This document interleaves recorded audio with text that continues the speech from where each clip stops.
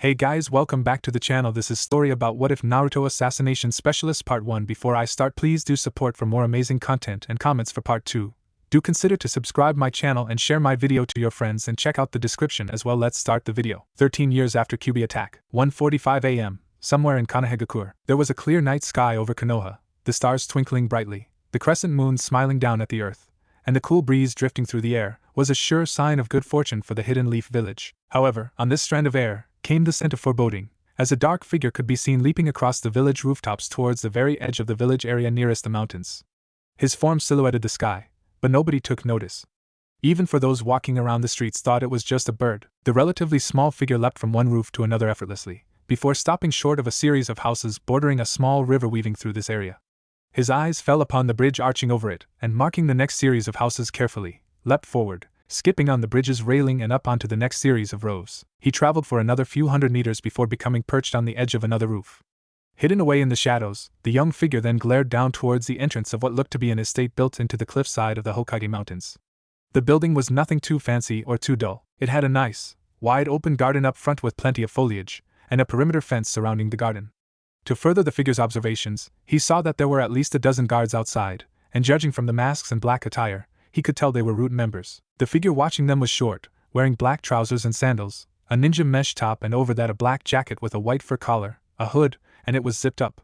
It also had a red flame pattern along the bottom rim, and the hood concealed the man's face almost completely. Even if the hood were to fall away, it would be useless to see his face, since he was wearing an NBU mask that was red on one side and white on the other, completely covering his face. He also had a huge scroll tied to his back, and several more slipped into a bandolier he wore around his waist. Furthermore, the man covered his entire outfit with a black cloak. To him, it was the perfect mask for his identity. Looking around where he was crouched, perched on the very edge of the roof, he began taking closer looks at the perimeter defenses and building. He saw from where he sat perched about 500 yards out that the fence was tagged with paper, indicating that the fence was rigged to detect anyone to set foot across it, and rigged to sound off alarms. He also noticed that the electric wires running into the building had tags hanging from them, as were the poles, and from closer inspection, a lot of the high points that could gain access to the roof of the building were rigged too. After studying the perimeter fencing, he then began to analyze the guards patrolling the area. For several nights now he had been watching the guards move in and out on a regular basis, and had gotten a full report on their activities. After watching for a few minutes, he knew exactly how the schedule would run, and where the holes were. Knowing that this was his only chance to enter the vicinity and escape perfectly without anybody catching him, he knew he couldn't miss this opportunity. After all, this was a particularly important night. Nodding, the boy held his right hand up to his mouth, and from his thumb he bit down on it, drawing blood.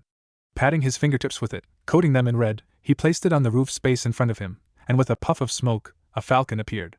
The summoned animal, quiet, looked around at its summoner and bowed to him. An exchange of silent words engaged them, with the figure reaching into his pouch behind him and pulled out a paper tag. Slapping it onto the stomach of the falcon, he then bid it to be on its way, knowing it knew what to do. The falcon bowed and then took off, taking flight over the establishment. It swooped right over the fence, seeing that it didn't set off any alarms, before taking flight higher into the sky. Hovering near the most foliated areas, it let out a quick screech. The young male waiting on the rooftops nodded and, forming a hand sign, disappeared with a puff of smoke. A split second later, another puff of smoke appeared, not on the roof, but under the very seal that was placed on the airborne falcon. The young assassin appeared out of the smoke, free-falling and performing a few flips, before diving straight into the waiting bushes below. A pair of guards closed the entrance of the gate, caught wind of the rustling in the bushes to their left, and glanced at each other. "Go check that out," one of the masked root guards said. His partner nodded and walked over, drawing his sword from his sheath behind him. The dispatched guard disappeared into the darkness of the edge of the garden, stepping out of the light of the lamps and out of his partner's sight. Reaching the source of the supposed rustling, the root ninja then began to probe the bushes one after the other. He forced aside vines and cut away at the branches obscuring his view, looking around through the dark and thick undergrowth for any signs of life. It was then, just as he was leaning in to take a closer look at a peculiar-looking flower, it suddenly shot out at him with a hand, striking at his neck and pulling him in sharply and soundlessly. The only sound was the rustling of more bushes. The guard's comrade standing at the gate looked over when he heard the sudden sharp rustle of bushes and stepped forward. Unable to see anything, the guard then called for backup. 3 more showed up, and he pointed towards the bushes and trees. "Go find Eagle. We might have a situation." The guards nodded and drew their swords, rushing into the bushes. The guard watched from the sidelines through the dark, listening and watching for any signs of life. It was then, out of the darkness, he heard a light clang of a blade and suddenly a grunt, signaling trouble. The root guard stepped back and drew his sword out. He reached up to his headpiece and growled. Blast it, but before he could do anything else, a shuriken shot out of nowhere and knocked his headpiece clear out of his ear, at the same time scarring his mask. He grunted in shock and was about to shout out for help, but was silenced. All he heard was a thud and his vision go blurry, and he felt a seeping, warm sensation escaping his neck. He reached up to his throat, unable to breathe as his own blood seeped out of the wound in his windpipe. Within seconds, he fell to the ground, only to be caught and dragged into the shadows by the assassin crouching behind him. With the bodies dealt with, the short, yet well-rehearsed assassin then began closing in on the building wedged into the cliff side. Reaching the edge of the garden close to the entrance, he began counting the remaining guards. There were 7 left, and he knew that he had to take them all out if he had a chance of escaping. Spotting one closing in on his position, he crouched further into the bushes, flicking his wrist. It was with that a blade shot out from under his right jacket sleeve, reflecting a bit of the light from its shine. The guard drew closer. Inside the estate hidden in the mountain, underneath a glass roof, there was a round, conference room of sorts. The room consisted of a red and green trademark design, with large pillars, 3 floors with walkways visible, and on the ground floor, an oak-made, large round table with 12 seats. Most of these seats were empty, and the number of guards there were numbered to around 13 at the most, plenty enough for the 3 figures sitting at this round table. One of them sat in the upper-class seat, reserved for the head of this particular organization. He wore white and black robes, his right arm in a sling and a majority of his face and head wrapped in white bandages. Furthermore, as understandable for his age, the man also had a walking stick, and the only working side of his body was his left side. The 2 other people sitting at the table in seats across from each other were the 2 of the most recognized of the village elders, Hamura Mitokado and Koharu Yuditane, who were looking upon the head of Root with great intent. "Well, Danzo," the elder Hamura began, "what do you plan to do with the container of the Kyubi? He is, after all, an important asset to this village," Koharu stated. "His isolation from the villagers should help you to be able to acquire him from the Hokage's circle. The people will hail you as the hero of Konohagakure for finishing off the Yondame's handiwork, only in reality, you will be taking the little demon under your wing and train him to become the weapon he is supposed to be. Getting rid of the child will be easy. It's just pasting the blame on the person that is the problem." The leader, designated Danzo, lowered his head as he took the elder's words to heat. However, he disregarded their words for the time being and sighed. "The Hokage constantly keeps an annoyingly close watch on the boy. He's even gone as far as to paste not only Anko Mitarashi on the boy's watch, but also Irika Yumino as well as extra protection. Irika poses no threat to the progress of this village," Koharu stated. "He is but a pawn, just like the other Chunin. It's Anko Mitarashi that's the problem," Hamura finished. Danzo nodded his head. "Unfortunately, I cannot make a move to get the boy, or I'll be caught. Hiruzen Sarutobi has already got enough eyes on me as it is. I'm assuming he's taken into account some of the rumors floating around the top." "Please define rumors?" Koharu queried. "As in, the situation back during the war in Amigekyu when I attempted to recruit the assistance of Hanzo." That one," Koharu said, looking over at Hamura. "It's a shame though," Danzo said, lowering his head. "Those mongrel rebels are causing too many problems for him. Now we barely hear from Amigekyu at all." "What of the info detail from your spy?" Koharu asked. "Unfortunately, I have not heard from him since. All contact with him has been severed," Danzo said, looking up with a grim look. "There is the possibility that he has been either captured or killed. However, whether my spy is dead or not is of little consequence. There is something going on in Amigekure, and I intend to find out what it is. Could it possibly be civil war related? Last I heard, Hanzo and his forces were involved in a war with the populace." "Perhaps," Danzo said calmly. "But there has been little or no chatter to support this. Amigekure's borders are a strict no-go zone. Completely sealed off." "But what of your plans for the Kyubi?"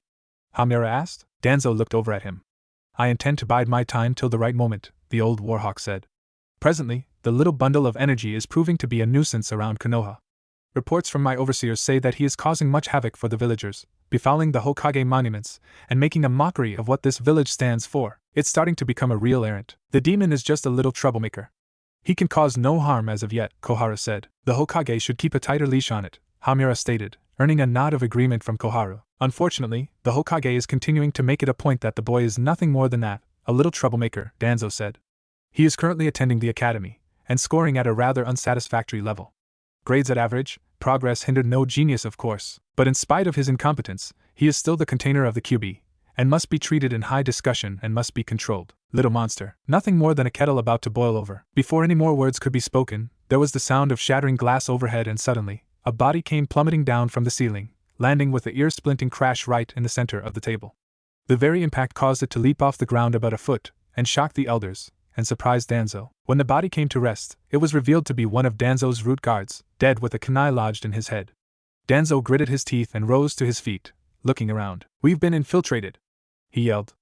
Guards. Just as the guards were gathering at the railing, ready to come to Danzo and the Elder's aid, there suddenly came a rain of shadowy figures from the ceiling above. Emerging through the massive hole in the skyline, the figures leapt through the air, straight for each corresponding guard. The solid figures landed one after another beside or in front of every guard on the upper and lower floors in sight. The guards leapt back in surprise, drawing swords and ready to strike. But before any of them could, each of the small figures dressed in black went up in flaming balls of fire. The explosions rocked the very foundations of the estate, disintegrating a couple of the root ninja and blowing apart the others.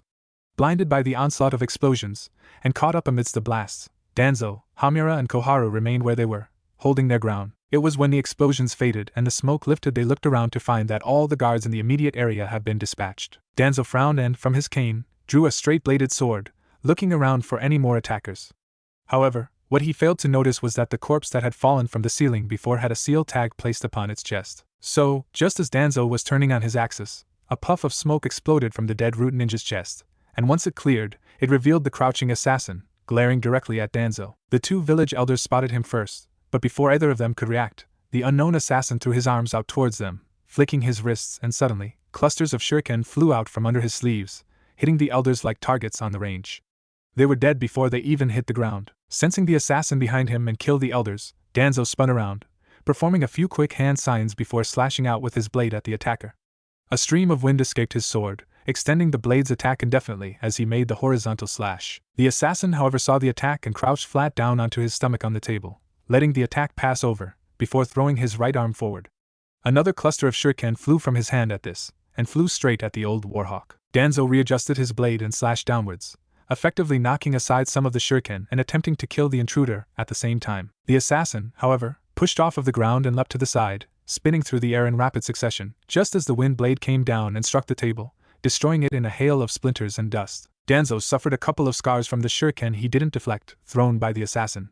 He readjusted his attention and glared at the boy, slicing through the air with his wind blade again down at the short man. The assassin managed to leap through the air again, this time retreating. Flipping through the air, the assassin flung his hands through the air, sending a third barrage of kunai at Danzo. Danzo leapt out of the way, gritting his teeth as he watched the assassin gain distance, landing on the second story on the railings of the above walkway. The remaining elder growled and slapped his hands together again in another series of hand signs, inhaling air quickly before throwing his upper body forward and across, letting loose a series of wind trails from his mouth, which sliced through the air, straight at the assassin. It tore up the second-story walkway, effectively clouding the whole area with smoke, and seemingly consuming the assassin, sending him to his doom. Danzo breathed out and in, catching his breath and frowning up at the second story, seeing the dust and debris continue to rain down from his technique. Scanning the area, he saw that there was no more presence to be weary of, and lowered his head. Sheathing his sword away, he confirmed that the battle was over. Sighing, the old man prepared to make his departure, turning on his heel and intending to head back to HQ, and attend to this new problem. However, when he turned and his eyes fell upon the shadows near the entrance, he stopped in his tracks and his expression showed his slight surprise when he saw the familiar silhouette of the assassin standing on the ledge right above the entrance. He was standing at an angle that would have deemed him invisible to the naked eye. Upon being spotted, the assassin stepped over the ledge and dropped to the ground floor, landing in a crouched position and a light thud. When he did and rose to his feet, Danzo furrowed his brow and was about to draw his sword, when he suddenly detected another presence beside him. Looking to his right, he saw another, or shocking enough, the same assassin step out from the shadows, followed by another, and another, and another. Soon, he was surrounded by over a dozen more assassins, all wearing the same clothing and was the same height. He looked around him, seeing that he was surrounded by copies, and smirked. He adjusted his grip on his sword, nothing more than shadow clones in a swift, lightning-fast movement that was impossible for a man of his age to perform. Danzo spun on his heel and drew his sword, a loud whip-crack of wind sounding and ripped through the air, striking many of the clones and wiping them out. They all perished in puffs of white smoke as the trail of wind emerging from the sword slashed through the air and cut through them one after the other. Stopping mid-spin, Danzo once again adjusted grip and performed several hand signs. Once completed, he spun around fully, slashing his sword across and effectively scarring the inside of the building, and killing the rest of the clones with the final wind slice. They all went up in puffs of smoke, with an explosion of debris to follow from the old man's attack. "You'll have to do better than that to defeat me, assassin," Danzo called out, straightening his stance and looking back towards the entrance, only to find that his opponent had vanished. He looked around, trying with difficulty to try and find his attacker. "I've braved many conflicts in many countries over my years as a ninja of Konoha, and have learned many techniques.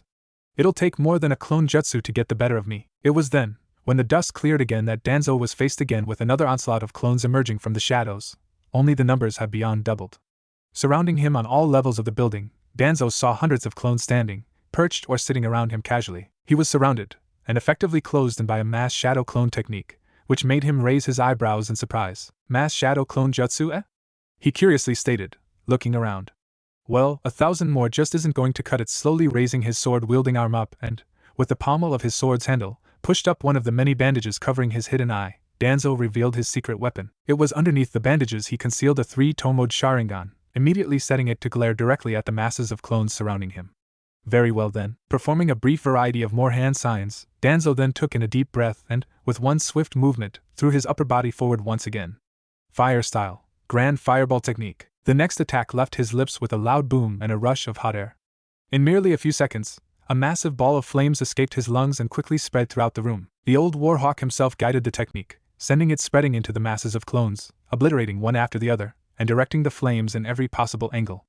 From here, he performed another variety of hand signs and, increasing his range, spun around and performed yet another fire-style technique in a blink of an eye. Fire style. Phoenix flower technique. Danzo shouted, smaller balls of fire shooting out from his lips this time, targeting individual groups of shadow clones one after another, sending them into oblivion like the rest of them. He kept spitting out fireball techniques one after another with absolute precision, eventually coming down to one last assassin standing by the entrance. For this last one, he directed one last grand fireball technique, only to have the assassin raise his right hand and produce what appeared to be a glowing ball of blue chakra. The swirling ball struck the fireball technique head-on, and dispersed it in a blink of an eye. As the flames dispersed, Danzo saw that the last assassin was still alive, and easily assumed that it was the real one. In their wake they had completely destroyed the conference hall, burning walls and scarring the entire room. The entire structure was left crumbling and ablaze amidst the destruction. It was a miracle this place was still standing. Danzo smiled, seeing his opponent still alive. He clapped his hands together slowly. Oh, exceptional, absolutely exceptional skill for a common assassin, Danzo exclaimed in his stoic voice, showing no hint of emotion whatsoever. He lowered his hands, watching as the assassin stepped forward a bit from the shadows. I appraise your abilities to manipulate chakra so well. You truly are something more. The assassin flicked his left and right wrists, two short blades suddenly shooting forth from under his sleeves at the wrists, with audible slicing sounds. Clenching his fists, the young male slowly proceeded to continue forward, intent on finishing the old man once and for all. All the while, he listened to him talk. You've coordinated your techniques well. Skill like that would be very useful en route, Danzo stated, lowering his head a little. How would you like to join me, assassin? Together you and I will be able to take Kanahigakure from the Hokage, and make this village a better, safer, and more just society. I can make you a viable asset of my organization. The assassin stopped in his tracks, looking up and taking a closer look at his opponent. Considering his observations quickly, he then stepped back into the shadows. No? Then perhaps a deal then? Name you price, Danzo offered. Frowning, the assassin flicked his wrists again, his blades retracting. This sight made Danzo smile, but it struck him a little curious as he watched the short figure reach for his right sleeve and adjust something concealed underneath it. But it looked as though he was just fixing his sleeve and nothing more. I can give you anything you want? Maybe offer you some suitable accommodations, or a certain amount of Ryu? Just name it. Stepping forward, the boy raised his right arm upwards towards Danzo and with his left, gripped the trigger hidden underneath his sleeve with his finger. Suddenly, with a pull of that trigger, the barrel now protruding from under his sleeve went off with a loud bang that ricocheted around the hall. Danzo let out a loud oof of discomfort, and staggered back as the air was knocked out of him. With his steps of agony, the man looked down at his stomach to see that the assassin had unexpectedly fired with some sort of device a kunai at an extremely high velocity. It had impaled him straight in the stomach, with blood already beginning to seep out. Without knowing exactly what the assassin had used to hit him, the Warhawk collapsed to the ground with a loud thud. He was dead within seconds, his cane and sword clattering to the floor, joining him. The assassin lowered his arm, content with his job and adjusting his sleeve to cover his kunai gauntlet. With a frown, he walked forward, coming to stand next to Danzo's lifeless corpse. No lingering shred of pity or any signs of emotions could be seen on him, mostly due to the mask, but his body didn't rattle or tremble at all. The assassin just stood silently and glared down at the old man. Shifting a little, the short man glanced down at his shoulder, where he saw a trickle of blood escape a tear in his coat. He ran a thumb over it, and found that he had been cut by Danzo's air release technique. The jutsu had left quite a gash in his side, but it was to be of no consequence. Ignoring it for now, the assassin turned back to his kill. Without hesitation, he rolled the old man over, seeing his Sharingan lying still in its socket. Proceeding to extract it, the young assassin knelt down and simply took the Sharingan from its user. It wasn't messy, it was just a clean push and pull. He placed the eyeball into a water flask from his pocket and sealed it. Afterwards he then took the old man's cane and, sheathing it onto his back, and pocketing the Sharingan, turned on his heel and began to leave. However, the assassin did not forget to clean up the mess he had made, and tossed the kunai with an explosive tag attached to it straight up into the ceiling. Just as the assassin exited the facility through the front doors, the bomb went off, causing the unstable roof, as well as most of the cliffside to come cascading down onto itself, burying the entire site. The assassin didn't even look back at the explosion or the avalanche of rubble, only raising his right arm to allow his falcon to land onto his shoulder.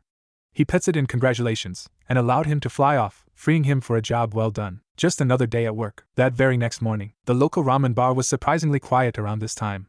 Much more disappointed than usual, the owners expected to be having a lot more customers than one this morning, since they were, after all, offering a new breakfast special ramen that was both healthy and nutritious. However, the only people they managed to attract with this new sale were Irika and Naruto, but that was about it. The only person sitting at the counter at present was their favorite, spiky-haired blonde, who was now gorging on a delectable bowl of a special morning miso ramen. Tucci and I both stood at the counter and smiled as they watched the short bundle of energy consume his third bowl this morning, before grinning up at them happily with squinted eyes. Slow down, Naruto, you'll choke, I exclaimed. Remember, savor the flavor.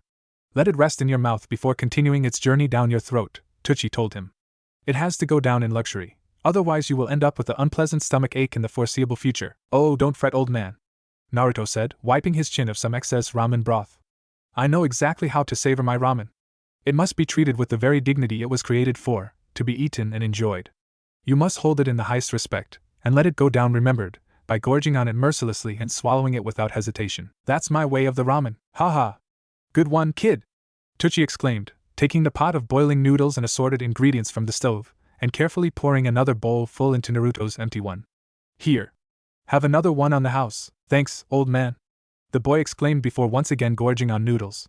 He was careful not to splatter any on his black, fur-collar jacket, or strain his right arm that was wrapped in a few bandages.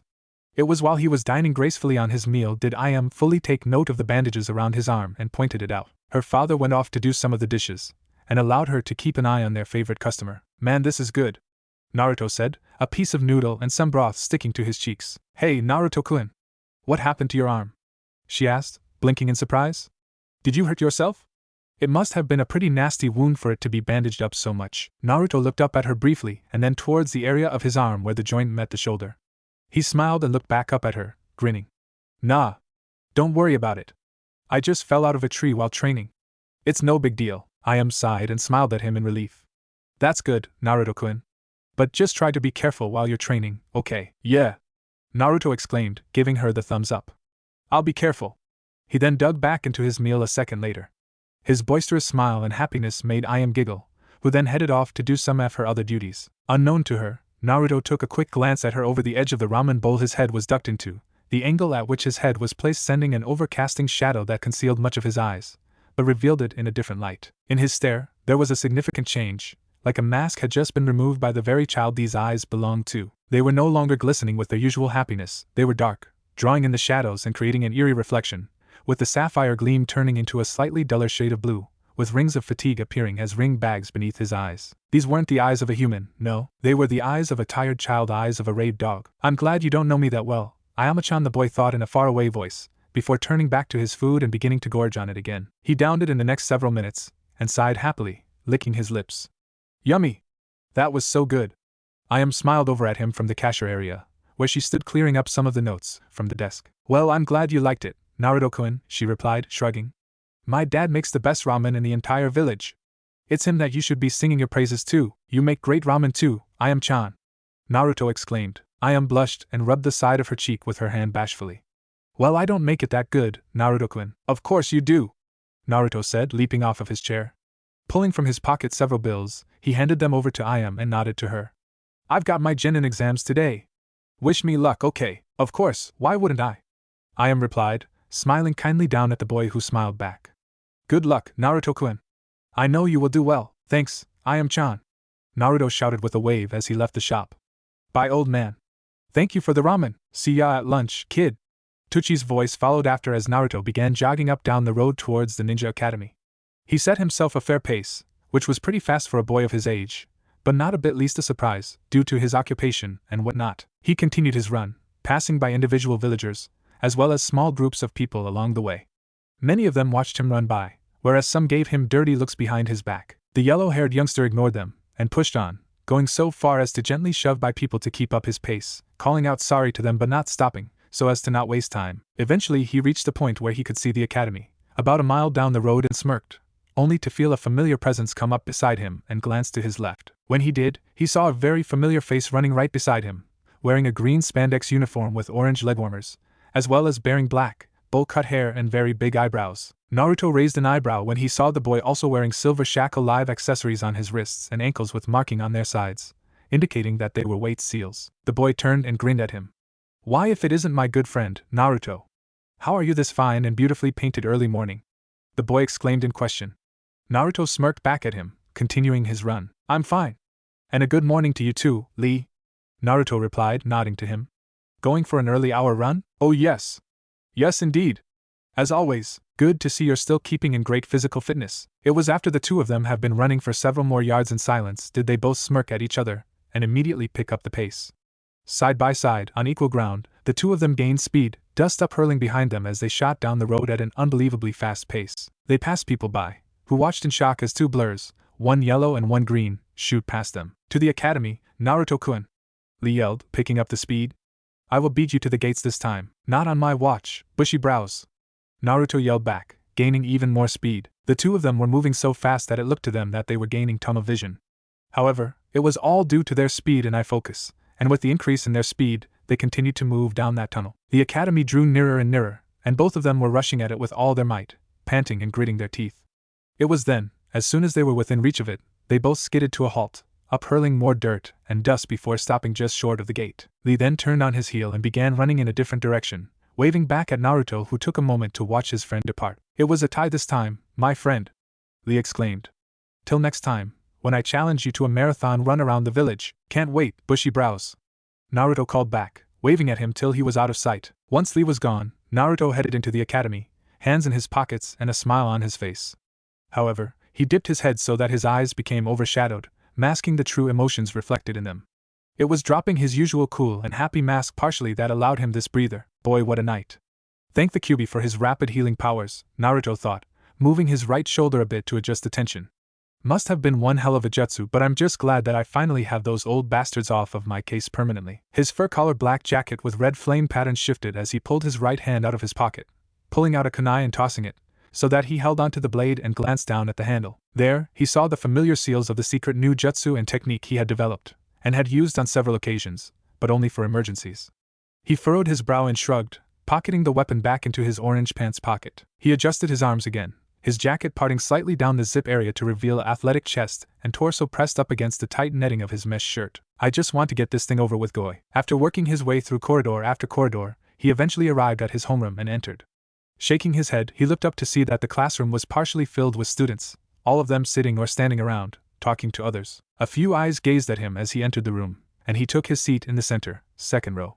He groaned and sat down, rubbing his forehead. "Ugh, should have slept in." "You're telling me." "You look awful," another voice spoke up from beside the seated blonde.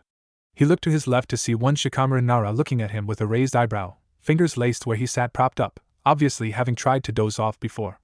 Naruto blinked as he looked at him, reaffirming his usual mask of deceit and smiling. "Well, I'm not exactly the type to wear makeup, aren't I?" Naruto replied to his earlier comment. "It's not like you're looking any better though." "Duh, I always look like this," Shikamaru replied, running a hand through his pineapple-shaped hair, scruffing it up a bit close to the ponytail. "It's too troublesome trying to do your hair in the morning." "Spare me a moment," Naruto said with equal exhaustion, while holding up his right arm to show him the bandages around his arm. "I just got up after one hell of a training session last night.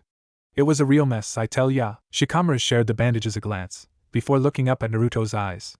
"You know, if you spent more time studying than training and honing in on your techniques, then perhaps you might stand a better chance of balancing out your practical and literary scores a bit, and pass with at least dull colors." "Oh yeah, well you're not doing too hot yourself, buddy," Naruto rebutted in a cocky tone. "Last I checked you were failing in both practical and examination." "TSK whatever," Shikamaru said, resting his chin on folded arms and lying out on the desk in front of him. "It's too much of a drag. I say go with the flow, get the best with what you got, and try scoring high well if you can bother to reach high." "My god," Naruto thought, giving Shikamaru a highly animated look of sympathy and disbelief. I have never met anyone with a level of motivation as low as Shikamaru, and on top of that, 100% laziness. "How do you think you went in yesterday's written examination?" Shikamaru asked, surprisingly still awake where he sat, with his arms and head on the table. "You think you got a good mark?" "Oh, I'm sure you'll be surprised," Naruto exclaimed, resting his feet up on the desk and putting his hands behind his head. He let out a sigh and smiled up at the ceiling. I just want to become a genin today. That's all I've got written down on my schedule. Same here, Shikamaru barely replied, earning a tick mark to appear on Naruto's head. What a slacker. For the next half an hour, students filed into the class one by one, till the entire room was filled and every single seat was occupied.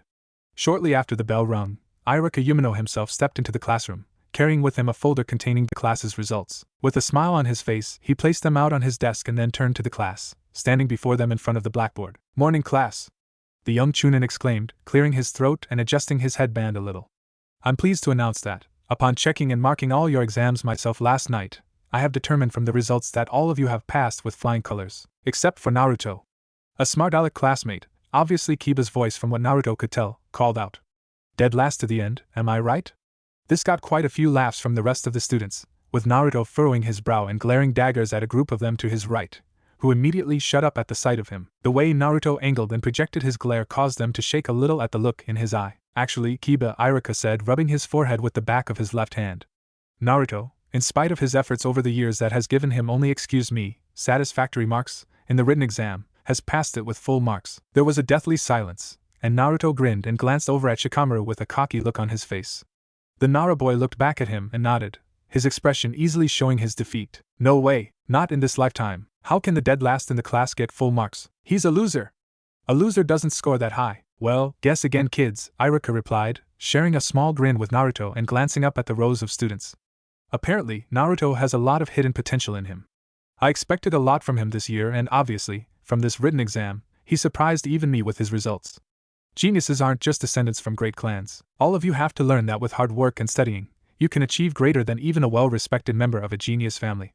Not to mention, it is much more fun not training a genius, a quote I believed one of the three great Sannin used. He gave Naruto the thumbs up, who returned it before turning towards the rows behind him.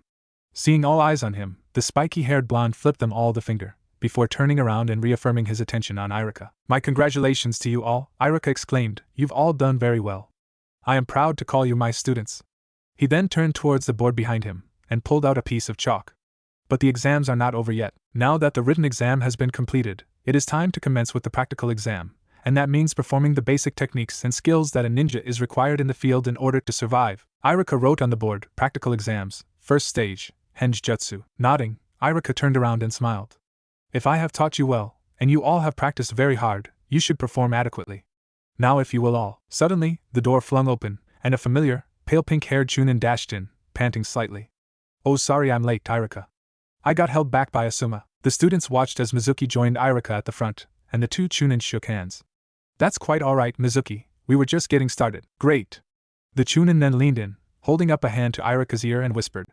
So how is Naruto doing? Fairly well actually, he passed with full marks on tactics, mathematics, literature, history and techniques, Iraka replied back, before stepping forward and facing the class.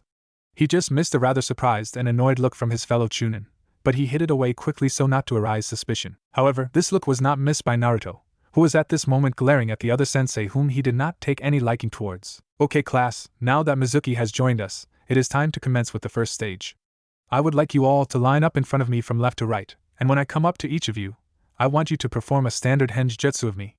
Iraka said, using his pen to draw out an invisible line in front of him. Quickly, the students filed out of their rows and down to the front, lining up side by side at arm's length from each other across the floor. A lot of them were still throwing disapproving looks at Naruto, especially Kiba, Ino and several other students. The boy ignored them, and took his place between Choji and Shikamaru. The Akimichi boy smiled at him, and they both put their fists together as a sign of respect. Nice going there, Naruto! Choji exclaimed. You too, Choji! The young male replied. Okay, first up, Shino Abirame, Iraka said to himself, starting at the end where the boy stood quietly with his hands in his pockets. The Chunin went down the line to one student at a time, with Mizuki watching from the sidelines. Iraka watched as each student performed the technique, marking them for quality and correctness. He would often advise the students one after another to put the pouch on the right side or trim the hair a little or fix the scar up. Other than a few of these, a lot of the students performed them perfectly, even Naruto when he was asked to perform it. He then even performed a reward technique at the end where he hinged into a naked female with blonde hair and whiskers, knocking out both Iraka and Mizuki from blood loss, as well as several of the boys in the class, postponing the exam for an extra 10 minutes as the fallen took some time to recover. Eventually, they were all back on their feet, and could continue. Once the last of the students had performed the henge technique, Irika then rubbed off of the board and wrote in, second stage, replacement jutsu. Irika turned and grinned at his students. Alright class, the next test is to see if you can all perform a standard replacement jutsu.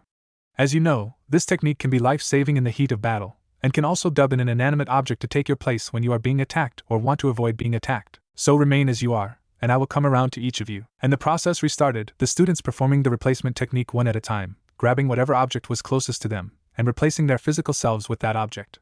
On a majority of the techniques, the students replaced themselves with sharpeners, staples, chairs, and even Sasuke replaced his body with Irika's desk. Eventually, it came down to Naruto, and the boy stepped forward.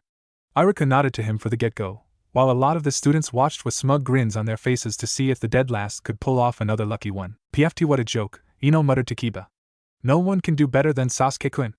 I bet you the loser will screw it up. I'll bet 10 Ryu on that, Kiba replied. Naruto smirked, hearing the murmuring flow over the students, and slapped his hands together into a single hand sign. Somewhere along the line of students, a familiar purple-haired girl, who was twiddling her fingers together nervously, smiled as she watched her Naruto prepare to perform the technique. Come on Naruto-kun, you can do it, she thought. Suddenly, Naruto disappeared in a puff of smoke, just like every other student before him, and in his place stood an inanimate object.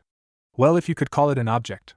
Sitting, or rather, standing in Naruto's place, head down and an orange book flipped open in his hand, stared upwards a rather startled and befuddled Kakashi Hatake. As the smoke cleared, the students and teachers who had watched Naruto perform the technique looked on with rather shocked expressions as the Jonin blinked and looked around him. What the? This isn't my lounge room. It took him a while to figure out what had happened. When he did, he looked up in front of him, and at Irika. Darn, this is the third time this month, he grumbled. Turning on his heel, the Jonin looked back down at his book and walked out of the classroom, reading to himself in audible mumbles. Now let's see. Kyoshi takes the man's hand gently into hers, and says with powerful passion, make love to me, baby. Like there's no tomorrow. The door slammed shut as Kakashi departed, leaving a rather shocked class in his wake. Hee hee! A voice exclaimed from above, causing everyone to look up to see Naruto sitting up in the railing above the classroom, grinning down at all of them. I was actually aiming for his book, but I ended up grabbing him by accident. Irika blinked and then smiled, whereas the students were just staring at him in disbelief, mouths ageki. Well, it was impressive enough, Naruto. Come on down, the Chunin exclaimed, and Naruto punctually joined the rest of his students on the ground. Ino blinked as she watched Naruto file back into the line. Wow, that was actually pretty impressive. Kiba, who was standing beside her, grumbled and crossed his arms, Akamaru whining a little at his master's displeasure. Speak for yourself, the scruffy-haired boy replied, looking away and gritting his teeth. Great, I can't believe that Naruto actually outdid me in both stages. How did he get so good? Once all the students had performed their replacement techniques, Irika then moved into the third stage, asking all the students to step outside onto the training field. The dusty earth promised some action as the students lined up to stand just outside of a white line drawn to form a large rectangle with lengths of 100 by 50 meters. They watched as Irika and Mizuki took up positions in front of the class side by side, with Irika pulling out his clipboard and taking a couple of notes down, before looking back up at his students. Okay, now it's time for us to commence the third stage of the exam, close combat, Irika stated, gesturing towards Mizuki next to him. Each of you will take turns in fighting against Mizuki here. Now don't be put off because he's a Chunin, it's just to test how you'd fare if you are to encounter an enemy ninja who is stronger than you. In this part of the exam, you are to only use taijutsu or kenjutsu. The use of ninjutsu and doujutsu is prohibited, as well as the use of shuriken and kunai. Killing is also prohibited, and each match will end either in forfeit, time, or if the combatant is knocked out cold, or is unable to battle. Mizuki nodded his head. Alright, so who's going to be my first opponent? This was a question answered in order by name, as a student was called up alphabetically to fight against Mizuki. Everyone fared very well, save for those who lacked excessive taijutsu, but used the standard academy forms anyway. Sasuke did exceptionally well, so did Kiba, as per expertise, and Choji and a few others. Some of them were a bit less confident, such as Hinata, and Sakura and Ino got in their fair fights. It was when it came around to Naruto the students were eager to see what the so-called dead last, now nicknamed the Lucky Last, could cook up with this time. Everyone watched in curiosity as Naruto took to the field and stood across from Mizuki, arms at his sides and a smile on his face. Mizuki took a stance and smiled at the boy. Come on Naruto, show me what you've got. The Chunin exclaimed. Do your best, okay. TSK whatever, the boy replied, also taking a stance, right arm raised and his side slightly facing the Chunin, with his left arm held behind him. Alright then, said, holding up his hand and dropping it down. Begin. Mizuki smiled and charged at the boy, bumping up his strength, speed and skill level to a level he knew Naruto wouldn't be able to beat. He intended to have the boy fail miserably. Unfortunately, this was not to be the case. Naruto, seeing the focus of Mizuki centered on him, smirked and straightened himself, dropping his right arm. When the Chunin came in with a jab, the boy, with surprising agility and lightness, spun on his axis and catching the fist kicked out with his right foot at his attacker's feet, knocking him off balance, and tripping the man up as he stepped behind him with relative ease. Mizuki flipped forward and landed on his backside with a loud thud, causing some of the students to wince as the Chunin stared ahead of him in shock as Naruto stood behind him, smirking. Ino blinked. "Hey, what just happened? What was with that move?" Choji asked. "I've never seen Naruto move like that ever." "That grapple was flawless," Shino whispered, catching Kiba's attention, who was standing right beside him. "His taijutsu performance so far has been relaxed and calm.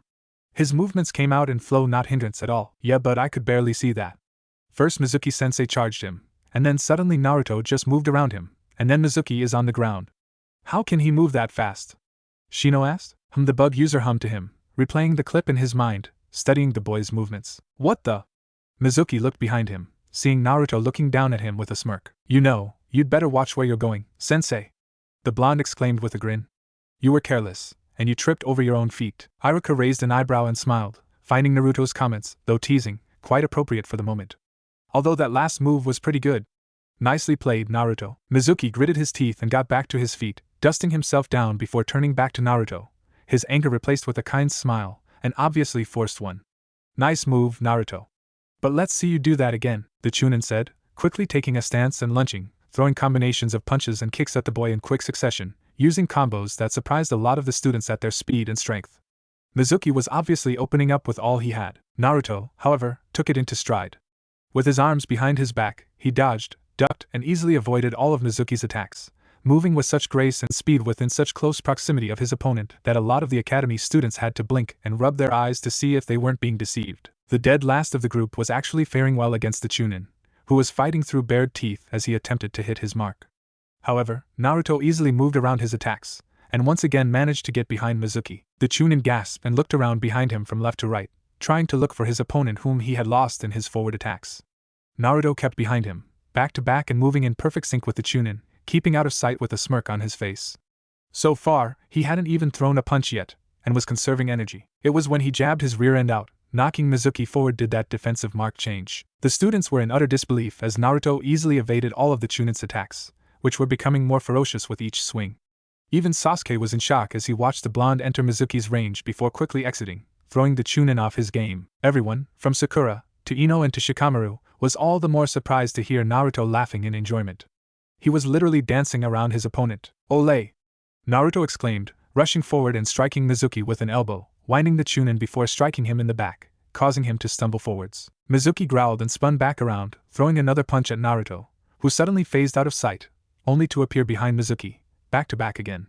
The Chunin, fed up, spun around again and sent a knee up, only to have it blocked by another knee thrown by Naruto. They both separated, giving each other a certain distance before Mizuki charged again with a shout, with Naruto dropping into a stance this time. The Chunin didn't gain the needed distance in time when Naruto suddenly leapt at him through the air. Throwing his left arm back and over his head, the boy flicked his wrist a little, a blade emerging from his sleeve with a loud slice sound. Mizuki was running forwards when this occurred, and was unable to double back in time when his small opponent suddenly landed on him front on, driving both his feet into Mizuki's chest, using his forward momentum to knock the Chunin falling back and, grabbing the side of his head with his right hand, then drove his left hand straight down for the pressure point at his neck. When Mizuki fell flat on his back to the ground, with Naruto on top of him, it was revealed that the boy held back on that last attack, and was smirking down at the white-haired Chunin with utter seriousness etched into his expression.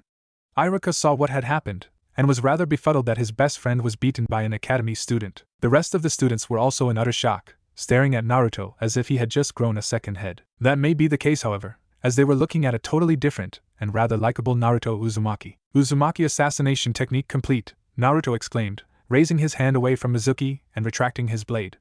"I win!" Mizuki stared up at Naruto wide-eyed and dripping with sweat, absolutely shocked to realize that he was almost killed by the Kyuubi's host, the demon, the so-called dead last, an academy student.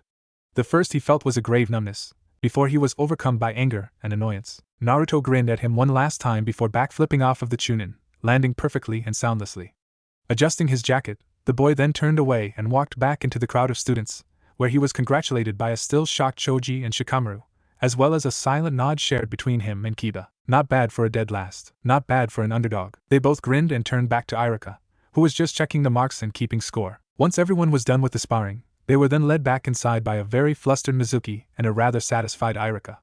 He never expected this part to have gone so smoothly, and was expecting the last and final stage to go on just as well. After all the students and senseis filed into the classroom, Iruka sat down at his desk and pulled up another chair for Mizuki, who sat down in it, a frown still etched out on his expression. Iruka ignored his blatant grumbling about being bested by a student, and just went on with sorting the marks. Double-checking everyone won, Iruka proceeded with the final stage, writing up onto the board, third/final stage, Clone Jutsu. With a smile, he spun around, tossing the chalk away with disregard. Alright class. It's time for the last part of the exam, and perhaps one of the easiest tests of the lot. You will be asked to perform a basic clone jutsu technique, the one we've been practicing for the entirety of the final term. I expect all of you to create an exact, solid duplicate of yourself with the jutsu. So I'll ask each of you to come up front one by one, and perform it in front of the class. One by one he called each student up for the last time, asking each of them to perform a clone jutsu. Each of them performed basic ones, but those who possessed different abilities created clones based on them, such as Shino, who created a bug clone, and Ami, who created an earth clone. Regardless, every student performed well, including Naruto, who had yet another interesting show to display. When he was called up, he placed his hands together in a different hand sign compared to the other students. Iruka was about to correct him, but Naruto's jutsu was already active. Multi-shadow clone jutsu, Naruto exclaimed. In a series of blinding puffs of smoke that filled up the entire classroom, the students and the jutsu user himself were joined by at least 100 more Narutos. They took up all the remaining space in the classroom, basically suffocating everyone with the amount of clones there were. All of the Narutos shouted at each other, and pushed each other aside for more room, befuddling an already perplexed class and a rather shocked Iruka to see the number of clones the boy had managed to create. The real Naruto gave Iruka the thumbs up, but was distracted from a grin when several of his clones bumped into him. Grumbling, Naruto shoved back, only to start a fight between them. Iruka watched as the 5 Narutos out of the 100 brawled, and so did the other students, who crowded in their seats to try and get a better look. Hey! Get off of me! Quit pushing! Stop touching me! Get away from me, Naruto! Hey! What did I do? No, not you! Him. Me. Yes? No, not you. Him. But I'm him, and you're me. Okay, I get it. Shove off already. That's it, buddy. The fighting and loud arguments continued, which quickly added more to Mizuki's already pounding headache and Iruka's thinned-out patience. It was only when the brown-haired Chunin got a little fed up with the fight that he broke it up. Alright Naruto, excellent work with the jutsu, but you're going to have to work out your little tussle with your clones another time, the scar-faced ninja exclaimed, pushing a couple of the Narutos away and helping the real one up. He smiled at the bruised-up one and nodded to him. But great job though, you passed. Ah. Really? Naruto exclaimed, quickly getting to his feet. Awesome. Thanks Iruka-sensei. Not to worries. The real Naruto dispelled all his clones and, giving Iruka a complete thumbs up, headed back to his seat to join the other students, most of them still astounded by the amount of Narutos there had been. By this time, a lot of those students who had belittled Naruto and called him a dead last were now either seriously rethinking their opinions on him, or had set aside their claims of him being a loser. Iruka smiled as he saw Naruto get congratulations from a couple of the other students sitting around him. Perhaps this was turning into a great day after all. Later that afternoon, Ichiraka's ramen bar, Naruto was once again downing his third bowl of ramen at his favorite stand in the village, enjoying its delectability while in the company of his sensei, Iruka, who had joined him on his celebrative visit to the most likely place you would find the blonde, and was also enjoying a bowl of his own. Naruto said that he would pay for all their bowls, saying that it was definitely his day of the week, the highlight of his entire life so far. Boy, this is great! Naruto exclaimed, pulling his head back and swallowing the broth in one gulp. Slapping it down with his chopsticks and spoon, let out a warm sigh, his breath laced with the scent of ramen. The young male then grinned up at Iruka. I'm finally a genin. You sure are, Naruto, Iruka exclaimed, taking some noodles and popping them in his mouth. He slurped it up quickly, chewed and swallowed, then nodded to the boy with pride in his eyes. I've never been happier to call you my student. Of course, I've always been proud to call you my student. Naruto received another serving of ramen from Ayam, who smiled happily at him and nodded. Congratulations, Naruto-kun. Thanks Ayam-chan. Naruto replied, once again gorging himself on more of the delicious noodle soup. Iruka patted Naruto on the back, giving him all of the praises he deserved, while Ayam and her father smiled at him from the sidelines. You know, now that you're a genin and all things are going to be a lot different from now on, Iruka stated. Oh yeah.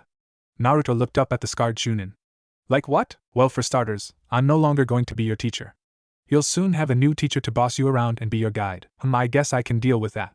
Although, Naruto smiled up at him. I'll always call you sensei, Iruka replied with a grin, glancing down at his bowl and mixing the broth a little. You'll be on a team with 2 other of your fellow classmates, and be led by a jonin, who you will call your sensei.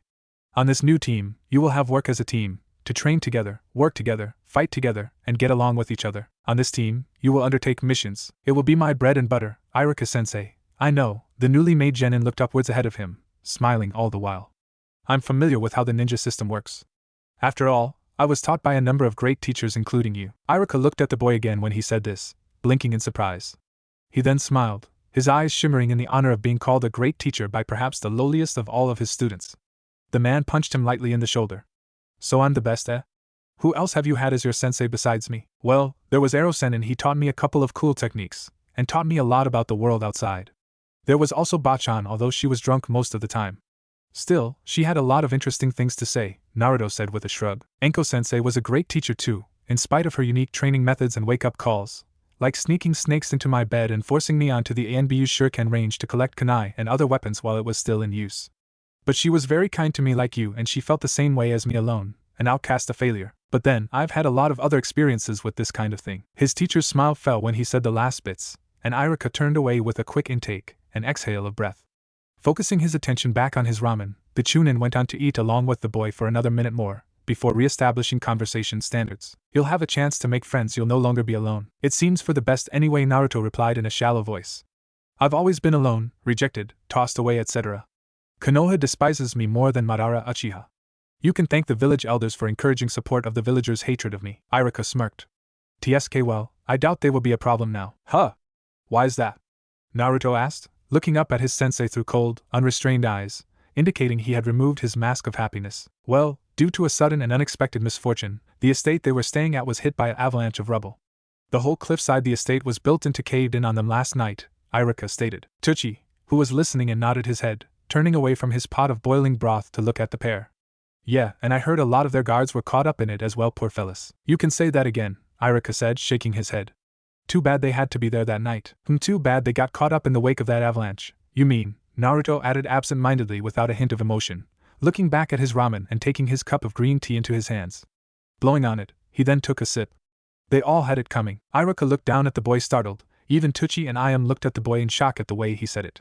Naruto! How can you say that? Easy, I hold no regrets or sympathy, and speak my mind without the need for such petty withholdings. After all, we're talking about 3 pro-war politicians, who have caused nothing but trouble for this village. Iruka glared at him, while Tucci and Ayam just watched. Naruto! That's treason against the village to talk like that. Danzo and the village elders cared for nothing more than this village's well-being. They protected it with their lives. You think so, huh? Naruto replied in monotone, looking up at Iruka with his stoic, unmasked face. The look surprised the Chunin greatly, and he eased away at the look of discoloration and death he could see in his eyes. Does that include trying to overthrow the Hokage many times before, as a lot of the rumors around the village have suggested? Danzo went against Old Man Third many times before, not only recruiting enemies of our village to help overthrow him, but also encouraging revolts within our own nation and using other conflicts to help gain power. He, and the elders, also used the excuse of the demon spawn to encourage hatred towards me and to try and kill me, as well as to enforce their campaign against the Hokage for his seat and retirement. Iruka remained silent for a moment, giving Naruto a considerate stare, and to try and find an argument behind his statements. However, as it turned out, he couldn't find any. Naruto humphed, and turned back to his ramen. That's what I thought. Good riddance to bad apples. How do you know so much about this? Iruka asked, returning to a normal seated position. About them and what they've done. That's a rather empty question, it's already been answered, Naruto replied coldly. They'd practically told everyone to stay away from me, and I tried to find out who was the cause for the villagers' deep hatred and loathing of me. The elders intended to turn me into a weapon of Konoha by isolating me and enraging me, to not only become strong enough to be a threat against others, but to turn people's nightmares into a reality. They wanted to show them what kind of demon I was. Naruto spat to the side in disgust. It's rather ironic, wouldn't you say? Ayam looked at Naruto with sadness, leaning over a bit and laying a hand on his spiky hair. The boy felt her gentle grasp and moved into it, getting all the warmth he could from this gesture of sympathy. Tucci just stood back, looking on, as well as Iruka. I learned to live alone, that's for sure, Naruto said coldly. I scavenged off the streets, dealt with bullies and lived in the alleys. It was hell. My only way of reprisal was pulling pranks to get people's attention, while at the same time keeping in the dark whenever those who intended to hurt me hunted me down. Iruka looked up at Ayam and Tucci, who looked at him in silence, before they all looked back at Naruto and neared him to comfort him.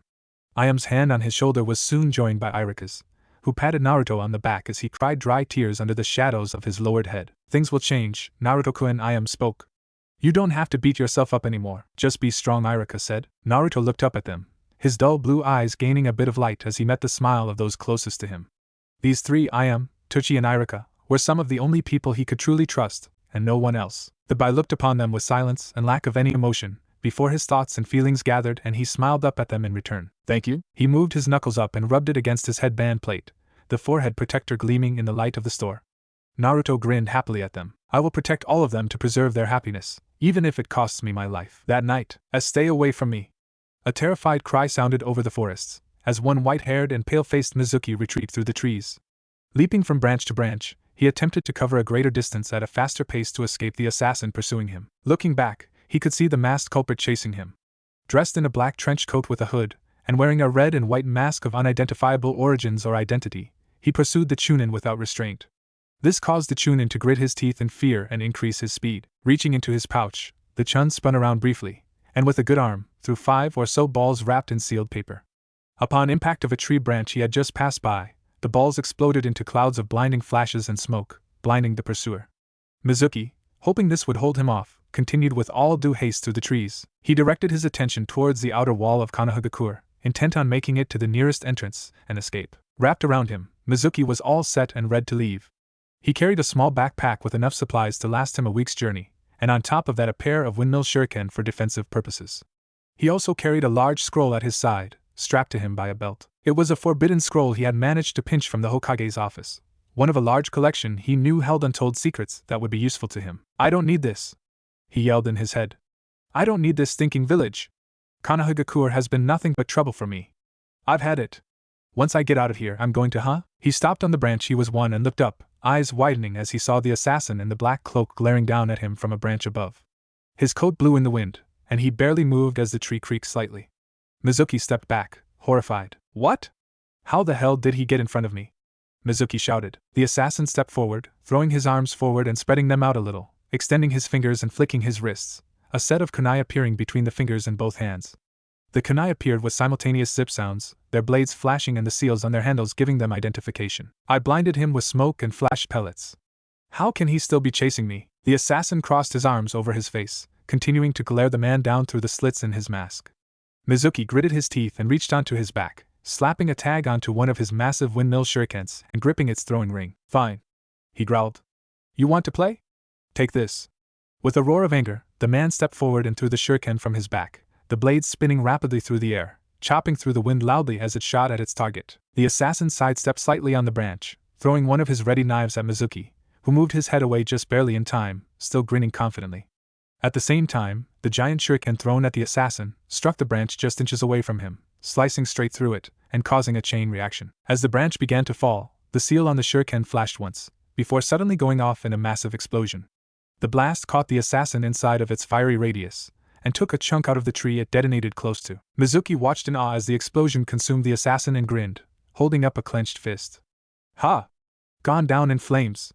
It's a fitting end for a demon." His laughing was cut short when he felt something cold and made of steel press up against the side of his neck, and he froze. Eyes wide and suddenly, with sweat dripping down his face, he glanced behind him slightly in fear. Through his peripherals, he saw in a mix of shock and terror, the masked shinobi that had been pursuing him, standing right behind him. Impossible," Mizuki growled. "I saw you die. You couldn't have escaped that blast in time. You were moving too slow." It was after glaring at the unmoving and stoic assassin for a few seconds longer, did Mizuki eventually see how the masked attacker had done it. His eyes widened in shock when he saw the markings on the kunai the assassin held in his hand. Though they were a bit fuzzy in memory, there was no mistaking it. He recognized it from the markings of the kunai he saw in the Hokage's office in the sealed cabinet, only with a couple more seals added onto it that differed it from that particular weapon. But he recognized the others. No way. That's he looked up into the slits of the mask, and even though the mask obscured the face completely, through the eye slots, Mizuki could see the shimmering of bright blue eyes, and the way they were glaring at him unheeded. Mizuki gulped and turned around, sweating profoundly at this point. Had I never thought this day would ever come where I would be beaten by the reincarnation of Konoha's yellow flash. He closed his eyes. What a way to go out. In the Hokage's office, Sarutobi was standing by the center window that sat right behind his desk. From here, he could be seen looking out over the village of Konohagakure, hands behind his back and his pipe in his mouth. Although, at most times there would be a smile of pride gracing his lips as he stared over the rooftops of the village, but at this moment, there was a frown of fatigue and discourage etched on his lips, as he stood there gazing at the night sky. Not too long ago, he was informed that the forbidden scroll of the fourth had been stolen from his office, and shoe-shined into the night. All the Chunin and Jonin available had been alerted of this, and were dispatched into the streets of Konoha and all around it in search of the scroll and the perpetrator responsible. The village was on high alert, now in search of a thief and possible traitor. For half an hour the search had been in progress, and the Hokage was beginning to worry for the worst. It was until he heard a silent clatter behind him and, without turning around, closed his eyes and let out a sigh. So the perpetrator has been dealt with, I presume? The third asked, sensing the mysterious presence behind him joining the noise. He turned around slightly, looking out of the corner of his eyes to see a masked, short figure wearing black propping the scroll against the desk placidly, and look up at the Hokage silently. Sarutobi hummed satisfactorily to himself before turning back towards the window. Thank you very much. The short figure bowed slightly and turned, ready to exit out the window and out of the office before any of the Chunin show up. However, before he could leave, the Hokage spoke up again, this time with a smile on his face. It wasn't your first taste of delivering justice at night, now was it, Naruto? The figure stopped immediately in his place, though maintained his position of movement on the windowsill. Sarutobi turned to him, still smiling and breathing on his pipe. Though either of them moved from there. You think I wouldn't know? The assassin sighed, but didn't move, as he replied. Nothing escapes your wise, old eyes, Aji-san. Guess I should try harder to make it so, the boy assassin replied in an exhausted, monotone voice. But you can't always deal justice this way, Naruto, the Hokage spoke up again, this time a bit more seriously. You're still young, you've got your whole life ahead of you. Don't do stuff that will get you into trouble, and possibly get you killed if you're not careful. Tread carefully, and if there are any more problems, just ask for help from friends, or even me, and I'll try to resolve them. I know, Naruto replied, looking over his shoulder. But as strange as it seems, I like it this way. A lot of people feel the same way sometimes, and wish they could do what you can do, Sarutobi stated. But try talking about it instead. Use your voice to resolve conflicts instead of violence. Words can be even sharper than kunai. You of all people know that better than anyone else. But my justice isn't just for the betterment of myself, the boy continued. It's for the well-being and preservation of all of Konoha. Even though nobody knows it's me, I will do it just so that the people can live on, and perhaps realize something through these acts. But then again, if it's to protect them, then I'm willing to lay down my life for them. For you, for Iruka-sensei, for Ayam and Tsuchi, for Ero-sen, and even for those who hate me. Sarutobi's smile grew back into focus at this. Spoken like a true Hokage, the old man exclaimed quietly. You're a lot like your father and mother, so Ero-sen says. There was silence for the next minute, until the third spoke again, removing the pipe from his mouth and breathing out deeply. You've earned yourself a lot of credit for returning the scroll to me, Naruto, the Hokage stated. But even though your actions last night were justly, and I'm sure a lot of people would praise you for it, you still killed 3 Konoha elders and officials, and killed over a dozen of our village's ninja. Root and the officials were corrupt. Present this in a case with their history of service and direction of allegiance, and I'm sure that'd pass in our court, Naruto replied. Just cover it up. I doubt anyone would miss them. I was going to deal with Danzo anyway, and perhaps put the other elders in their places for all their treatment of you, and charge them for insubordination in other shinobi matters, the Hokage stated, smiling slightly. But I guess it doesn't matter anymore. Just be careful from now on, Naruto, and take care. His words fell on ears, but Naruto had left the moment he finished. Sarutobi just shrugged it off, knowing that this was the boy's way of showing he understood. Early the next morning, Naruto was briskly training in a clearing outside of the residential area, throwing various combinations of punches and kicks, and shifting through his taijutsu forms. He had used this field many times before, and would use them again if he had to continue to train and get stronger, but for now, he was just using this time to blow off a little steam. The young boy growled as he gave it his all, and put effort into making all his stances and attack correct. Thrust, knee, jab, punch. Hook, elbow, elbow, return. Low kick, spin, low kick. Upper kick. Don't lean in, you're off balance. Kick. Kick, downward elbow. Punch. Punch. Hook, uppercut, uppercut, jab. Naruto thought vigorously, his breaths coming out in long, controlled breaths. He shifted through another style of taijutsu, his punches and kicks becoming more vigorous. Come on! Naruto growled, sweat pouring from his face as he fought again, the weights with enhanced gravity seals straining down on his body. It restricted him, made him work, and that's how he liked it. I will not give up!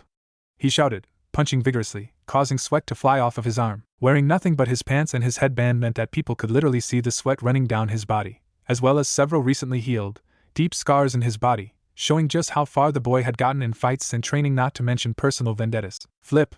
He shouted, kicking off the ground, back flipping through the air, opening up and sending roundhouse and spin kicks in midair, creating loud whooshing sounds as his feet cut through the air. He landed solidly, continuing his combos as his fighting became more diverse and erratic. He then leapt into the air once again, flipping several times while curled up into a ball, before opening up and coming down with a right, downward kick. Uzumaki spinning axe kick! Naruto shouted, his heel connecting with the ground. Due to the extra chakra he had pumped into it, the kick had more of an effect than first thought. The moment his attack connected, the ground slit and began to crack, before caving in on itself and collapsing across the clearing for about 15 meters in every direction. The dust rose and settled, leaving Naruto still standing in that position of execution and contact. Panting from 3 hours of workout on just plain physical enduring taijutsu, the boy nodded his head and wiped his face off of sweat, before reassuming a proper standing position and calling it quits. Knowing he had academy to attend in an hour or so, Naruto walked over to the nearby tree he had deposited his clothes, and slipped them on, leaving his black, fur collar jacket unzipped, exposing his chiseled stomach fresh from workout, and putting the large scroll he carried back around him.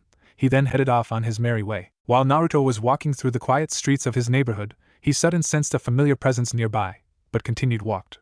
He knew this routine, and it was getting quite tiresome having to fight for his life at this point. Closing his eyes, he shook his head with a smile when he heard the familiar hissing sound approaching his sharpened ears. As he continued walking on, his back was turned to the sight of 5 large snakes, all of them pythons, following him close behind, keeping to the shadows. Naruto, sensing the presence close in on him, flicked the wrist on his right, his hidden blade emerging with a loud slice. Too late!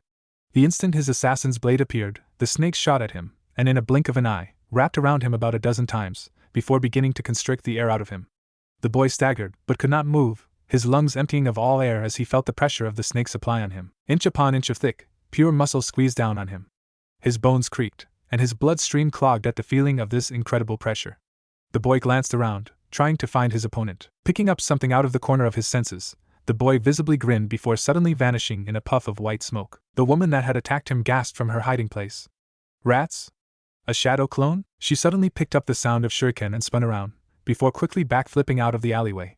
Where she once stood, now 4 shuriken landed impaled in the soft soil. The woman growled as she backflipped away, avoiding more and more shuriken falling from the sky and landing in places where she once stood, before stopping, dropped in a fighting stance and skidding to a halt from her built-up momentum. She glared up, just in time to see the single figure of the boy flying down at her from above. He cranked back his right arm, his blade once again appearing with a loud slicing sound, to which she became alert too, and grinned. Throwing her left arm forward, she shouted, "Ninja art! Hidden shadow snake hands!" She threw her left arm forward, and 4 snakes suddenly shot out of her arm, stretching to an amazing distance, and striking Naruto at all 4 crucial points in his limbs, sending him flying and straight into the side of a nearby building, where he became pinned. Anko had managed to hit him just as he was 2 meters away from her, which was a really close call for the snake mistress. At least this meant they could continue. Anko grinned and clenching her outstretched fist from its straightened fingers, the woman concentrated her chakra and yelled from where she crouched, "Ninja art, shadow python restriction." Suddenly, a python shot out of the ground right next to where Naruto was pinned, and immediately began to coil around him, smashing in and out of the wall and wrapping the boy against it. The blonde growled in pain as he felt the snakes do their job of holding him down, and glared at his grinning opponent, who licked her lips at the sight. My. I love it when my opponents play hard to get," she said in a rather suggestive voice. Naruto gritted his teeth briefly for a moment, a trickle of blood escaping the corner of his mouth, before a grin spread across his lips. He vanished once again in a puff of smoke, causing Anko to blink in surprise. "HM," she smirked, looking down at the ground where she suddenly saw a crack. She detached her snake extensions from her arm and with the same one, raised her fist upwards, and directed it down towards the earth. "Nice try, kid!" Unexpectedly, the ground behind her exploded in a shower of earth, debris and dust, and another Naruto emerged. The woman looked behind her in shock at the grinning boy, and suddenly the ground in front of her exploded as a foot shot up at her. It collided with the block she raised, but it sent her upwards into the air at the power behind it. She was then kicked in the back by the Naruto behind her, causing her to fall forwards and get hit a second time by a third Naruto that appeared in front of her, using the foot sticking out of the ground as extra leverage, and sent a knee up into her face. That sent her airborne. Uzumaki Rising Wind Technique. Naruto shouted, a 4th clone jumping out from behind the one behind the Naruto behind Anko, and pushing off of his counterpart's back, leapt high into the air above Anko. The woman saw through squinted eyes and a blurred vision from a bruise suffered from the knee, the clone spin through the air above her before coming down at her with a downward kick. Uzumaki's spinning axe kick, Anko smirked. Child's play. The blow connected with her forehead, and just as Anko's body began its dangerous descent, suddenly dematerialized to mud and clay, which Naruto found his leg now wrapped in. He growled in frustration as he and the mud hit the ground, the clones parting to make way for the supposed body of the target to hit the ground. "Darn it!" Naruto growled, trying to pull his leg free from the mud. The mud then, in an unexpected twist, suddenly morphed into a nest of snakes. The mass of them then wrapped around Naruto's leg fully, and began to overtake the boy they caught from head to toe. Naruto growled as he tried to free himself, but found it impossible. "Ninja art, hidden snake nest imprisonment," Anko exclaimed from the rooftop above, as she watched her snakes began to overcome the 4 clones. She watched with a grin as the shouting and struggling clones fought against the hundreds of snakes, but to no avail. Not bad, brat. But I suggest more training with me to hone those sloppy skills they sabotaged for you at the academy. You can thank Mizuki for that, Naruto stated, sitting on the ledge of the roof right next to Enko as they watched the rather daunting show below. The clones fought off against the mass of snakes, one of them suddenly becoming overcome by snake bites, and soon dispersing from the amount of venom injected. The blonde smirked as he glanced at her. But he's not going to be a problem anymore. So I've heard, Enko said through a grin, rounding on the boy with pride shining in her eyes. I'm proud of you, Gaki. You've finally taken matters into your own hands, haven't I always? Naruto replied, looking out over the rooftops from their position on the building. The two of them relaxed back, putting their hands behind their heads and letting out sighs of content. I need to train more to reach your level, Enko-sensei.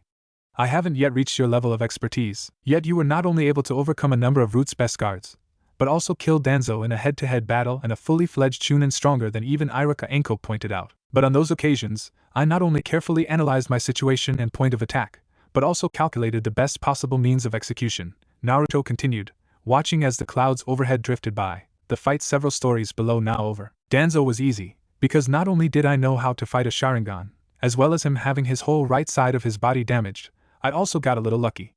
I had the opportunity to use my kunai gauntlet, which he had never faced before, the boy stated, holding up his left arm and rattling it. Mizuki was easy, though a Chunin who puts too much focus into his point of attack and distracted by his opponent is more than likely to fall for deception, like you said. What? I never said that, Enko looked at the boy. I said hard work, and hard work can make you into a man. You must have picked that up from Jiraiya, Naruto chuckled. Yeah, I guess Erosenin did mention something like that when he was teaching me about Genjutsu. And yet, once again, you weren't listening to him. Partially. He really knows how to draw on. I like it quick and simple, much like Iruka-sensei. And what about me, Gaki? Enko asked, causing Naruto to look at her. She made a cute pout and batted her eyelashes at him. What about your oh-so-lovable Enko-chan, the shine of all of your sexual fantasies and adventures? Naruto blinked at her, taken aback with a rather horrified expression on his face. Please don't ever do that again. What? This? Enko asked, once again performing a cute pout. Yes. That. All right, Enko exclaimed, looking back towards the sky. Don't get those white boxers with the orange and pink foxes on them into a knot, yeesh. Naruto blushed at the reference towards his undergarments, and cleared his throat, staring back up at the sky with sweat drops falling from his forehead. Sometimes I worry about how much you're spying on me. Can you blame me? It's the way I work. I was waiting for the perfect time to strike, stalking my prey, watching its every move from the shadows, and waiting for its attention to slip up. That's my style.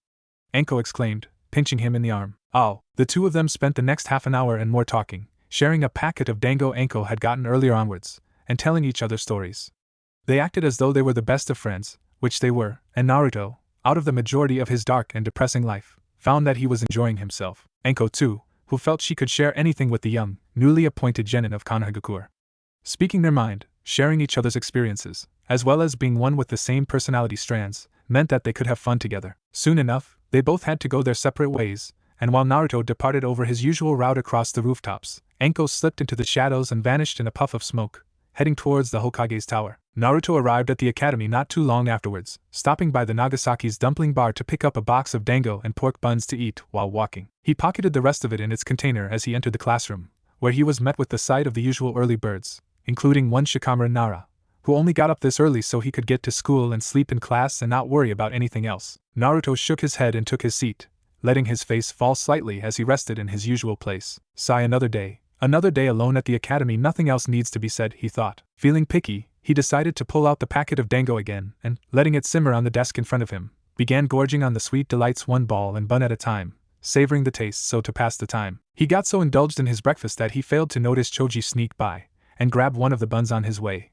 to which Naruto glared up at him for. But the way the blonde's cheeks were puffed up for already having food in his mouth made it difficult to take him seriously. Choji, please and thank you? Oh. Sorry, Naruto. Choji exclaimed, putting it back and looking back at him. Naruto, may I please have one of your delicious pork buns? Naruto smiled and nodded. Sure thing, Choji, he exclaimed, watching Choji pick up the bun and walk off, giving Naruto the thumbs up. Delicious, the Akimichi mumbled through a full mouth. Naruto returned the thumbs up and went back to his meal. Naruto quietly continued his meal, as one after another, students filed into the classroom. It was while he was busy saucing up one of the last of his dango sticks, did he sense a surprising presence sit down beside him. He looked to his right, and sitting beside him was none other than the famed Sasuke Uchiha. The raven-haired boy took a seat without any hesitation next to the blonde, and then sat quietly staring ahead of him with his fingers laced together. The blonde genin just stared at the boy from where he sat, dango stick in hand and dripping with delectable sauce. Neither of them moved or engaged one another in conversation, and Sasuke just sat there. Naruto scrunched his face up in confusion, before looking back at his food and taking a bite from his dango, chomping the dumpling and swallowing it, before glancing at the Uchiha. It was then Sasuke glanced over at the blonde, and nodded to him. Hey, Naruto said, completely weirded out at this point. He edged away a bit. What's the deal? What? Why are you sitting here? Naruto asked, looking around at all the other empty seats. There are plenty of other spare seats available? Why sit here? Sasuke shrugged. Does it matter? Naruto frowned. Guess not, and returned to his dango and buns.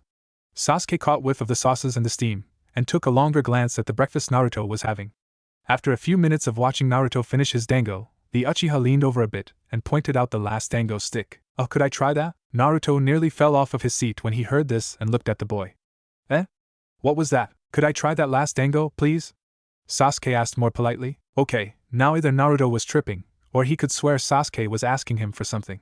Neither of them had ever spoken before, and he knew the Uchiha to be highly arrogant, as well as being a high, mighty emo loner, but to have the famed Sasuke Uchiha of Iruka-sensei's class actually associating with him in this way, as well as sitting next to him, was a huge step that Naruto wasn't at all prepared for. Shocked, the blonde grabbed the last stick and handed it to him, to which Sasuke sniffed it, before taking a bite out of one of the dumplings. Naruto watched through shock and awe as Sasuke swallowed, and smiled an actual, genuine smile. That's good, he exclaimed quietly, before continuing to eat. Okay, I am totally freaking out right now, Naruto said, backing away in his seat a little. Why? Sasuke asked, while chewing on the dango dumpling. Sasuke, is something wrong with you? Naruto asked, raising an eyebrow.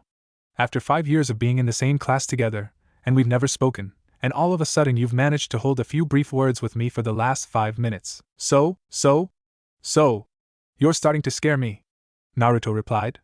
Are you coming on to me? Sasuke choked on his dango, coughing and slamming his fist into his chest when a piece of dango clogged his breathing canal. He managed to dislodge it, and looked at Naruto with wide eyes. What? Because I'll know if you are. The Uchiha gritted his teeth and turned back to his dango, completing shrugging the statement off after the initial shock. Dope, that's better, Naruto replied, moving on to finish the last bun. I still think you're gay though, and I still think you're an idiot. The two of them turned to each other and smirked, but then turned back to finish their food. It wasn't too long though till the pair of them was joined by a couple more faces. Just as Naruto was getting used to the quietness of his surroundings, he suddenly spotted a pink-haired girl and a blonde-haired girl standing right beside him, and looked up. He had to restrain himself from blushing when he saw one Sakura Haruno glaring down at him, and her friend Ino Yamanaka accompanying her. Sakura Haruno, the complete adoration and love of his life. She was simply a vision of beauty, bearing a smile beyond compare and eyes that shone like emeralds. The girl was a magnificent specimen, any man would say that, and he adored and prolonged the very sight of her for as long as possible. However, thanks to his past memories of pain, suffering, insecurity and rejection, he always hid his blushes and emotions of any indication of affection towards her, under a second mask. He could not bear the thought of being rejected by her again. Then there was her friend Ino. She was just as much of a flower as Sakura was, and like Shikamaru and Choji, he had known the pair for a long time, ever since he met them when he was younger. But some strange twist in time broke them apart, and Naruto rarely spoke to them again. He just continued to admire them from the shadows, hidden and safe, and where he felt the most serenity in the world. But whenever they brought the light over to him, he felt different. He felt happier. He smiled up at the pair, trying to suppress the blush of admiration. Hey there, Sakura-chan. Ino-chan. What's up? He asked. Ino, gathering up common courtesy and not wanting to make a scene, smiled and waved at the young male. Hey there, Naruto. She replied. Not much. Sakura smiled at Naruto too and waved. Everything's great too, it's just. Oh right, the boy said, looking back down at his empty food carton and sighed. Sasuke, he stood up and smiled towards the two girls again. You can have this seat. I'll take my food somewhere else. Okay, Sakura replied, blinking. Shove over, forehead. He was offering it to me, Ino stated, doing a complete 180 in her attitude, and pushed Sakura aside. However, the pink-haired kunoichi wasn't going to give up without a fight, and shoved back, both of them blocking Naruto's only way of exit, and leaving him to watch the fight unfold in front of him. No! I'm sitting here, Ino pig. Naruto was offering it to me. Well, I'm not going to let you steal Sasuke-kun away from me. Move. No. You get lost. I'm going to sit next to Sasuke-kun. Like hell you are. Take a hike, pig. You could use the exercise. Forehead, pig, billboard brow, swine. Naruto looked back down at Sasuke to see his reaction. The Uchiha just shrugged at him and went on to staring ahead of him. The blonde sighed and placed his empty, sauce-filled dumpling container back onto his desk and looked back at the girls, holding up both of his hands and grinned sheepishly at the two fighting girls, who were now wrestling each other for the seat. Sakura-chan. Ino-chan. Do you mind if I could move while you two decide who gets to sit here? No. I'm sitting there. Shove off. Why don't you? No. You. Just disappear already. Oh, for heaven's sake, Naruto mumbled, shaking his head and slapping his forehead protector. This is just like Anko and her mood swings, Ero-sennin with his pervert antics, and Ba-chan with her drunkenness. At this point, the whole class was now watching the cat fight open up before them. Here the two girls were now pulling on each other's hair, and grappling through tooth and nail. At this point, they'd have resulted to overpowering the other with all of their strength. And seriously, it was with all their strength. Get a life, forehead, go find another guy. Sasuke-kun is mine. Well, I don't see your name on him. Get lost. Make me. It was then, Ino suddenly pushed Sakura forward, causing her to trip and to fall awkwardly on top of Naruto, both of them letting out yells of shock as they fell on top of Sasuke, who was conveniently leaning forward in his usual way, causing him to yell out in shock when he was suddenly pushed forward thanks to an extra weight on his back. The whole class, especially Ino, gasped at the sight they saw. Whether it was good or bad depends on the deliverer and the receiver. Of course, it was rather a peculiar situation. Sakura had conveniently been pushed on top of Naruto, causing both of their lips to collide in a rather weight-distributed kiss. At the same time, Naruto had fallen on top of Sasuke, and in his haste had pushed the container of dango sauce onto Sasuke's part of the desk, so when the Uchiha was forced down by the extra weight, his face went splat into the sauce. Now the Uchiha was struggling for air, but couldn't remove his face since Naruto and Sakura were on top of him, kissing in their awkward position. Ino giggled slightly at the looks of shock on Naruto and Sakura's faces, and how a deep blush seemed to grow on Sakura's cheeks. In the background, the students of the class were slack-jawed. At the same time, a certain purple-haired Hyuga was fuming, as she kissed my Naruto-kun. In spite of her usual shyness, insecurity and lack of confidence, Hinata's personality was suddenly pushed aside by an inner persona she never knew she had, and her face was scrunched up with a look of outrage and jealousy no one had ever seen before. Shino, whom she was sitting next to, eased away with wide eyes as he watched the steam rising from the Hyuga's head. That bitch. Meanwhile, Sasuke was still face down in the sauce, and was only able to edge his nostrils up a bit to get some much-needed oxygen. Please get off of me, Sasuke mumbled. What in God's name are they doing? Making out? Sakura, of course, was in a well deep of shock, and her mind was trying to process what had just happened.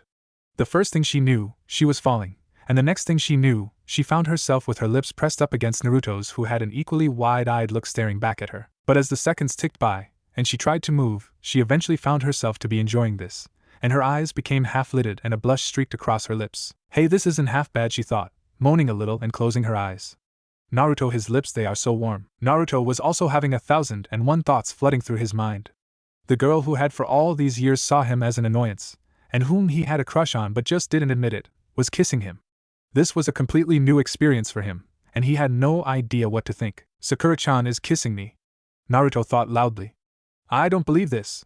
Wow. After a minute or so, with Ino getting as little worried at the lack of oxygen the three of them were getting, Sakura parted and looked down at Naruto with a flushed face, who returned it with his usual wide-eyed expression. The pink-haired girl licked her lips and smiled down at him. Pork. What? Naruto asked, still a little dazed. Your lips taste like pork. Really? Ino asked, smirking cockily at the supposed embarrassment she had caused her friend. So it wasn't that good? No, it was. Sakura's look hazed a bit, and she smiled. Amazing. Sakura-chan, Naruto slowly said, his mind beginning to re-register again. Really? Ino asked, looking over.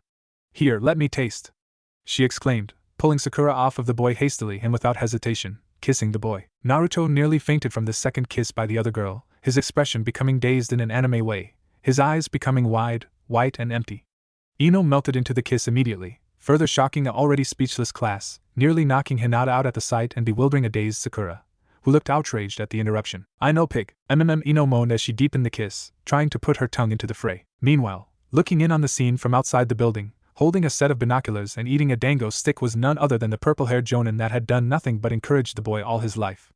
Enko was now sitting and watching with a huge grin on her face as the boy slowly became a man. Way to go, Gaki, Yego brat. Another voice joined her, and she glanced to her left to see a white-haired Sannin joining her on the rooftop, looking through a telescope and at the same time, jotting down in his notebook what he called research. The old man giggled perversely and enhanced the view on his telescope. Oh, this is gold. Just the kind of material I need for my next book. And here I just came to see what team Naruto was going to be on. Let me guess, Anko began with a smirk. Is this the famed Ero-sennin and pervy sage I have been hearing so much about? What? Jiraiya exclaimed, glaring at the woman. I am not a pervert, Anko sniggered. Well, if the boot fits. I am not a pervert, I am, he continued, a creepy expression falling upon the old man's face, and at the same time, he held his hands up and wiggled his fingers in the most insanely spine-tingling way possible. A super pervert. The purple-haired Jonin rolled her eyes and went back to watching the make-out session occurring between her little Naruto and the blonde known as Ino. Anyway, when's the new book coming out? Oh, which one? Aika Aika Sauna or Aika Aika Hot Springs, I forget, Jiraiya replied, putting his eye back to his telescope. Of the second one. Ah. Jiraiya began. That comes out in a month, Sweet Anko grinned. Anyway, back at the school, Ino had managed to insert her tongue into the make-out session, much to Naruto's continually growing shock. But before she could take it any further, she was denied any more mouth access when she was thrown off of Naruto by Sakura, who forced her against the side of the desk right next to Shikamaru, shaking it violently. The Nara looked up slightly in surprise, checking to see what was going on, but then shrugged and went back to sleeping when he found out it was nothing too troublesome. What do you think you're doing? Sakura shouted at Ino. So good, the girl moaned in response, being the only reception Sakura was able to get from her dazed-looking friend. After a kiss like that, who wouldn't be surprised? All right. Listen here, you hussy. Naruto-kun is mine. Ino shook herself out of her daze and glared at her pink-haired rival. Oh yeah. Well, you can have Sasuke. I can take Naruto if that's alright with you. What? No way. Not after that. Naruto-kun is mine. No mine. No mine. You stay away from him. He's mine. I don't think so. Sasuke lifted his head from the sauce pit and looked up, eyes narrowed and expression set in a way that increased its comical appearance by how the sauce was spread all over his face. He licked his lips as he pushed Naruto off of him slowly, looking down to see the dazed look on his face as the blonde unconsciously fell flat onto the desk in front of him. The Uchiha shook his head and wiped it clean of the sauce, stopping just for a few seconds to taste it. Not bad, he mumbled, in spite of his ego and pride being shattered. Naruto, on the other hand, was dizzy from the overload of processed information. That was so nice, he mumbled in his phase, cheeks blushing red and drool leaking out of his mouth. Sasuke raised an eyebrow at him before pushing him away. Stop flooding the place, Dobe, Sasuke said, pointing out the drool leaking out of his mouth. It was a pretty hilarious sight, especially since Sakura and Ino were still bickering. It was only with the much-needed entrance by Iruka that stopped the fight, and brought everything back down to earth. Alright students, take your seats. As the newly made genin took to the rows, Iruka noticed the state Naruto and Sasuke were in. Firstly, the Uchiha was covered in sauce, and looked as though he had been roughhoused by a hot dog. Then there was Naruto, who was lying in a semi-conscious state with a look of bliss and a blush on his face, and a drool hanging from his mouth, as he lay splayed out on his desk. There were no signs of life coming from him. Hey, what happened to Naruto? Well, let me evaluate, Kiba exclaimed from behind, a smirk on his face, as he used hand signs in an attempt to put visual effects into use. Pinky fell on Blondie, Blondie fell on Emo, Emo's face fell into a container of dango sauce. Pinky kissed Blondie, Blondie kissed back, and second Blondie kissed Blondie upon removing Pinky. Simple as that. Iruka blinked and stared at the underdog of the class, who shrugged at him for further inclination. A few seconds of silence was to follow, before Iruka's brain caught up with him. Okay, moving on. Iruka cleared his throat and looked down at his notepad, readying to make his announcements for the day. Now that you're all graduated to shinobi status, it is time to initiate the final stages of your inauguration. So to speak, it is time to assign you to your teams. The class remained silent, and listened in on this new information, while Naruto dazedly, but surely, regained consciousness to the real world. All shinobi in Kunoichi of Konohagakure, as well as all the neighboring countries with ninja support, have been assigned to teams. Teams consist of 3 subordinates, and 1 jonin, or team leader. In these 3-man cells, all of you will learn to function as a team to complete your missions and learn the values of teamwork, Iruka explained. By working as a team, you can accomplish tasks greater than what one ninja can perform. So, how does this thing work? A random student called. Do we have to do everything as a team? Well, that is a yes and no, Iruka continued. Yes, team assignments and duties require you to associate with your teammates and perform all the tasks given, such as mission work, training, tutoring, gatherings, but that doesn't mean you can't train and get stronger on your own time. You can continue to get stronger at your own pace, but you must maintain constant vigilance and communication with your teammates in order to create a strong force and be able to accomplish future mission faster. Most of the missions distributed to ninjas in Konoha require functioning teams, which is why a lot of the ninja are seen coming and going from the village. The students nodded in understanding, a hushed murmur escaping over the ascending rows. Furthermore, each team is assigned their members based on their scores achieved in their exams and their full year's marks, Iruka stated.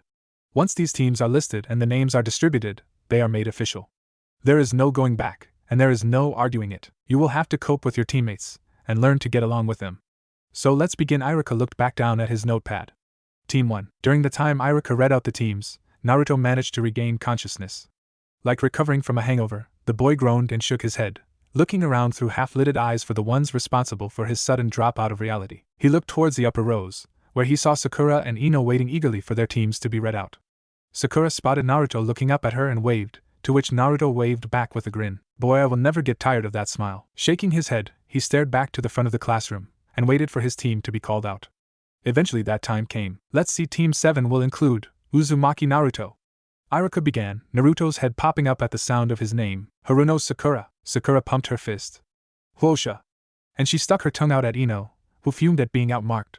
The blonde girl folded her arms and sulked where she sat, sending a few mental curses Sakura's way. Regardless, Naruto will be mine. Forehead. You can count on it. And Hyuga Hinata.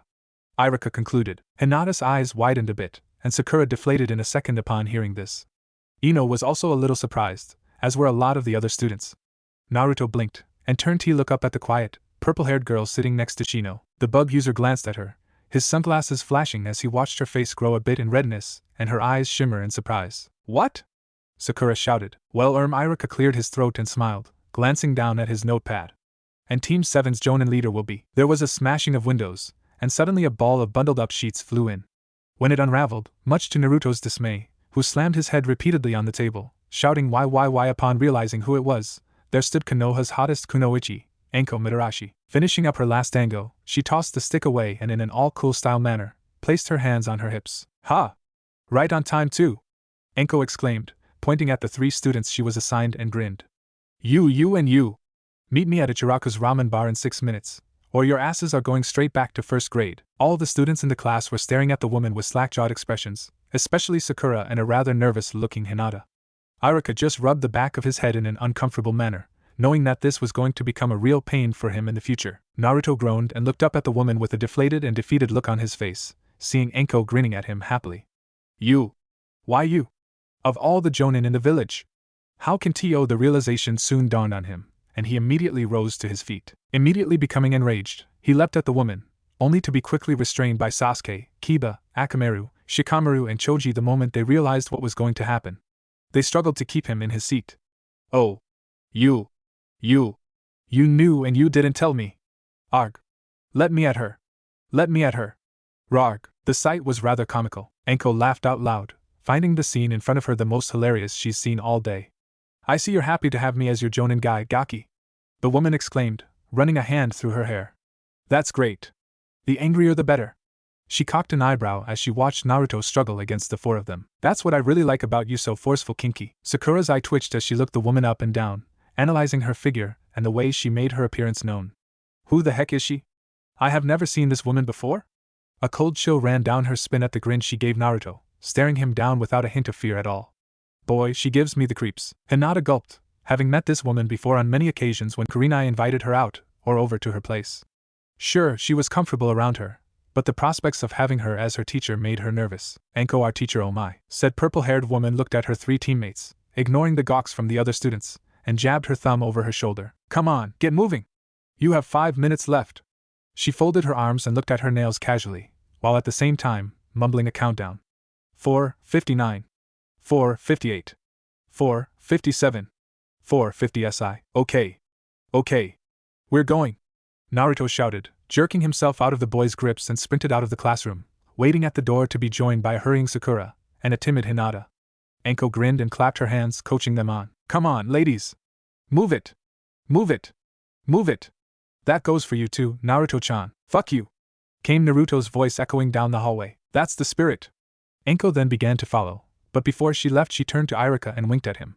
See you soon, Iruka-kun. She left, leaving a blushing Chunin and rather appalled looks from a lot of the students. The thought of Iruka and Anko together made them feel a little ill. Several minutes later, the 3 members of Team 7 were sitting at Ichiraku's ramen bar, each of them with a cup of green tea in their hands and drinking happily from them. Anko joined them several seconds before time expired, and treated them all to this social tea outing before getting down to the actual business. She took a long, dry sip from her cup, and after setting it down, rounded on the 3 sitting next to her. Well then. I guess introductions are in order. Anko exclaimed, causing Naruto, Sakura and Hinata to look at her. The woman adjusted her coat and crossed her legs, showing off some of her leg. I'll start. My name is Anko Mitarashi. I like dango, sweet bean soup, snakes, and playing with my prey. I dislike hot and spicy food, and people who judge you before they get to know you. My favorite hobby is tea ceremonies. And my dream is, well, let's skip that. Naruto, Sakura, and Hinata blinked at the same time. Huh, Anko grinned at them and pointed in their direction. Okay then. Your turn. Tell me your name, your likes, dislikes, your hobby, and dreams for the future. Go on. You first, Pinky. Sakura developed a tick mark at that reference but went on anyway. Alright. My name is Sakura Haruno. I like dumplings, umeboshi and cherry blossoms, and as she glanced over at Naruto and giggled slightly, causing Naruto to grin and rub the back of his head nervously. I dislike Ino, and I wish to fight her to prove that I am stronger than her. My hobbies include memorization and playing trivia. And my dreams for the future include becoming a kunoichi and raising a family. Interesting, Anko exclaimed, rubbing her chin. But boring. Sakura was shot down at this, and she immediately became pissed. Ah. Just kidding. Anko sniggered. Okay. Your turn, hotshot. Naruto grinned. My name is Naruto Uzumaki. I like training, practicing my ninjutsu, ramen, and everyone I care about. I also dislike people who judge me, and the time it takes to cool ramen. My hobbies include training, writing I guess, and my dream is to become the strongest ninja in Konoha, so that I can protect all those closest to me, and this village. He held up his fist as extra leverage to his statement. Good on ya, Gaki. Anko exclaimed, giving him the thumbs up. Okay, now you bright eyes. Okay, Hinata began, taking in a deep breath of air to compose herself. I'm Hinata Hyuga. I like sensai, cinnamon rolls, and an Naruto-kun. I do not like shrimp and crabs. I like pressing flowers as a hobby, and my dreams for the future are to fight Niji and my father, to prove that I am stronger than they think. Naruto turned and smiled at the young girl, seeing the sincerity and courage behind her words. The purple-haired girl looked at the blonde and, upon seeing him smiling at her, smiled back and blushed heavily, before looking away, running a hand through her hair. Sakura also smiled at Hinata, then turned to Naruto and nudged him in the arm. You're pretty popular now, Naruto-kun. Yeah, I guess so, Naruto replied, but retracted into himself as his thoughts exposed the rather inconvenient truth he did not want to become aware to. But am I like now because of me, or for what I have done? Well then. Now that we all know each other. Anko exclaimed, rising to her feet. I'd like to get one last thing over with. All of you come with me, she said, paying for their drinks and departing. Naruto, with Sakura and Hinata at his sides, followed after, wanting to know what the Psycho Jonin had planned for them. Anko stood in front of her students in the middle of one of the many training grounds, checking her nails as the three of them looked around them. It was just a large clearing bordered by a forest of trees, and with 3 posts standing proud in the center of the field. Naruto and Sakura looked at each other and shrugged, and Sakura shared with Hinata, showing the evidence of all their confusion. They all then looked back at the purple-haired snake Jonin, as she flicked a piece of dirt she found on her trench coat covering a full, upper-body mesh. So hey Anko-sensei, Hinata began, fingers laced together, and hands held up to her chest. Why are we here? Yeah. What's the deal? Sakura blurted out. Are we, supposed to meditate or something? Get in touch with our inner self? Anko snorted. Yeah, like I'd get you 3 to do something as boring as that. She shot back, smirking at them after lowering her hand to her side. Guess I should tell you why I brought you out here so hastily. Well, hurry up then. We don't have all day. Naruto shouted, waving his arms around and jumping on the spot. The snake mistress grin widened. All right then. Here it goes. But I warn you, the following information may be of a shock to you, Anko said, taking in a deep breath to steady herself, and add a little more tension to the moment. To the 3, the suspense was killing them, as noted by their nervous expressions, especially on Hinata's face. Alright, as you may know, you were given exams at the end of your Ninja Academy training, signifying your graduation from the academy and your ascent to shinobihood. This is in part true. However, the reason you were given these exams at the end of your last semester at the academy was to determine candidates worthy of possibly becoming actual genin. Sakura blinked at this. What are you saying? That the end of semester genin exams were pointless? No. That's not what I'm saying at all, Anko replied, letting out a sigh. The exam was just an actual test. The real exams are actually given by the jonins to the teams they are assigned, which are much more practical, and test all aspects of what you have learned over the course of your time at the academy. So then these exams the jonin are given, Naruto began, folding his arms. They are just to weed out the weak ones, and see which ones are to become genin. Anko grinned and pointed at Naruto.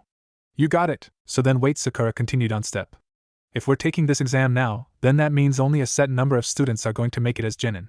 Exactly how many are allowed to make the cut? Glad you asked? Anko exclaimed, slipping her kunai from her side holster and spinning it on her finger. Snatching it into a single-handed grasp, she ran her tongue along its edge and grinned. Out of the 27 to graduate, only 9 students will be able to make the cut. To put it more simply, it's a make or break test, with a 60% success kill-off ratio, Or more specifically, only 3 teams can be formed out of the 9, Hinata nodded. So that means, you're going to give the final decision whether or not we make it or not? Naruto grinned. And it's safe to say that the Jonin decide our final fate. Sounds fun, doesn't it? Enko exclaimed, delightful venom dripping off of the tip of her tongue. It's the Jonin that administer the final tests. And if you haven't figured it out already, I've already got a test planned for you. Quickly, she reached into her trench coat. Acting as though she were drawing a weapon, the 3 youngsters leapt back in response, drawing their own kunai and readying for an attack. Enko smirked. Good, they're able to catch on pretty quick. Let's put that to the test. She snickered and drew 3 slips of paper from her trench coat. Quickly, she then tossed the 3 pieces of paper towards them, to be caught by all of them, and analyzed upon being caught. When they saw that they were merely pieces of paper outlined in red with plain, unidentifiable seals on them, the 3 of them looked up at the snake Jonin in confusion. What are these for? Sakura asked. They don't seem like any ordinary seals or tags, Hinata pointed out. Correct. Enko exclaimed, nodding towards them. Those are custom-made paralyzing tags. I was in a rush, so I had to improvise. Anyway, here's how this is going to work. Since the Genin teams are supposed to be scheduled to be tested tomorrow morning, I have decided to give you 3 my tests now so I can administer my answer later without worry, and not have to be concerned about the other teams getting in our way.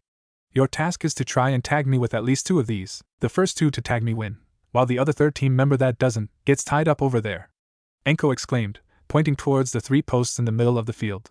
That person will have to stay there all day until tomorrow as a consequence. Any questions? Naruto, Hinata and Sakura stared at her dumbfounded. The impact of what she had just told them was unbelievable, making it a rather comical sight to the purple-haired Jonin. It was until their brains registered did they eventually react. What? Sakura yelled. This is insane. Hinata blurted out, but her voice didn't carry out with as much ferocity as intended. That means at least one of us will end up tied up and humiliated. Naruto roared out. It's basically just a race to see who can tag you first. And the loser is prosecuted. What a sick joke. It's no joke. Enko exclaimed, grinning while twirling her kunai again. It's to make things more fun and interesting. This way, at least one of you will end up tied to a post, and I get to laugh at you. Simple as that. She looked down at her watch and nodded. You have 5 hours. After that, we will take a break. Then we can continue till 7. That sounds fair? She looked over at them, seeing their freaked out and dismayed expressions. She grinned and clapped her hands together. Excellent. You may begin. Snapping out of it, the 3 students crouched low and leapt away, vanishing into the surrounding forests. 2 hours later, Enko was sitting on top of one of the posts comfortably, a box of dango opened up in front of her and an iPod in hand.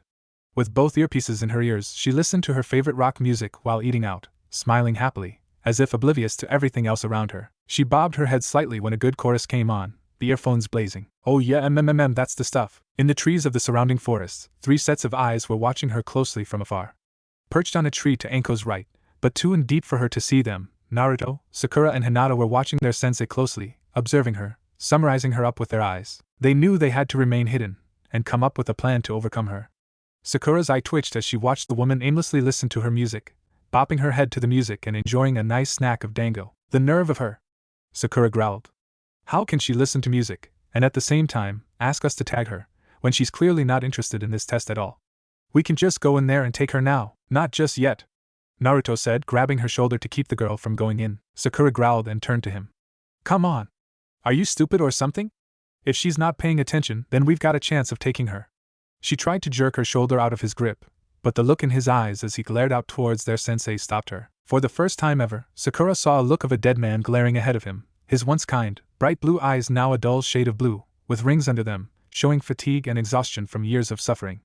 She immediately placed them from just one look, and she was shocked none to say the least. And Naruto, Sakura whispered, blinking as she stared slightly wide-eyed and almost fearfully at him. Hinata looked too, and also saw the look. She had a similar reaction, only she gasped audibly upon seeing the change in Naruto's eyes. In fact, to them, he didn't look like Naruto at all. He looked like a completely different, broken man. He looked at them, seeing them staring at him in shock and fear. Knowing what they were looking at, his look softened a bit, and he reached into his back pouch. From it, he drew a white and red mask, slipping it over his face easily and raising his hood. I know, Naruto said, his voice slightly muffled by the mask. He then glanced round at them and nodded towards them, seeing a change in expressions. I've got a plan. But first, Hinata, can you use your Byakugan and see if there is anything out of the ordinary going on? If I know Enko, she is not going to make this easy for us, even though we're just genin. Hinata, returning to the real world with Sakura, nodded her head and looked ahead of her, slapping her hands together into a hand sign.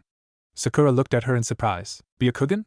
You mean the Hyuga family's infamous doujutsu? Yes, Hinata replied, opening her eyes, with veins suddenly appearing on the outer side of both eyes. Byakugan. Her vision expanded, and she immediately zoomed in on their target. She looked around through her enhanced field of view, trying to look for any traps, or anything out of the ordinary. It was then, through her field of view, she spotted something a little bit strange, a trail of chakra leading out of the woman's headsets, something she knew was off. She followed it, careful not to strain her head too far, and spotted something in the bushes, something long with an animal chakra makeup. There's something, Hinata said, catching the pair's attention. Chakra streams faint, but it's there, and there's an animal like a reptile or something. Naruto glanced behind him, not moving his head much towards the trees below. He smirked when he spotted the problem and jabbed Sakura's attention in the direction with a slight hand movement. She followed it, and also saw the problem a story below them. She gritted her teeth and looked back at their opponent. Great, she found us and she knows we're here, Sakura said. Told you she was tricky, Naruto stated. She would have known you were going to attack her before, and she would have easily finished you.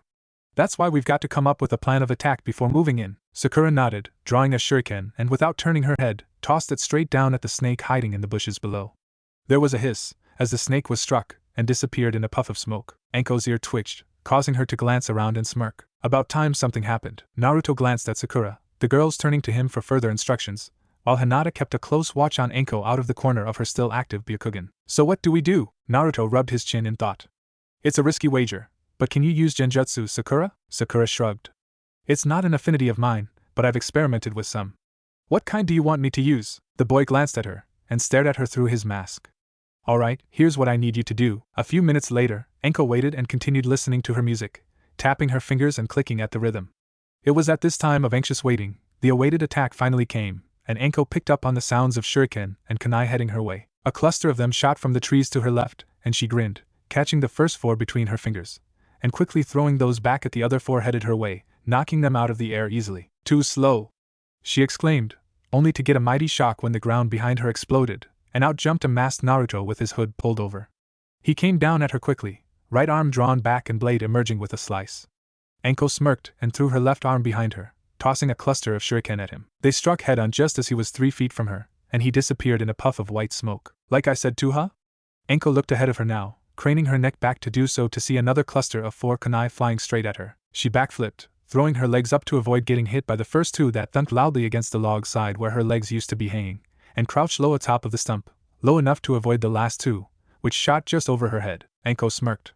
Not bad, Pinky, the woman exclaimed, spotting the ruffling in the trees ahead of her.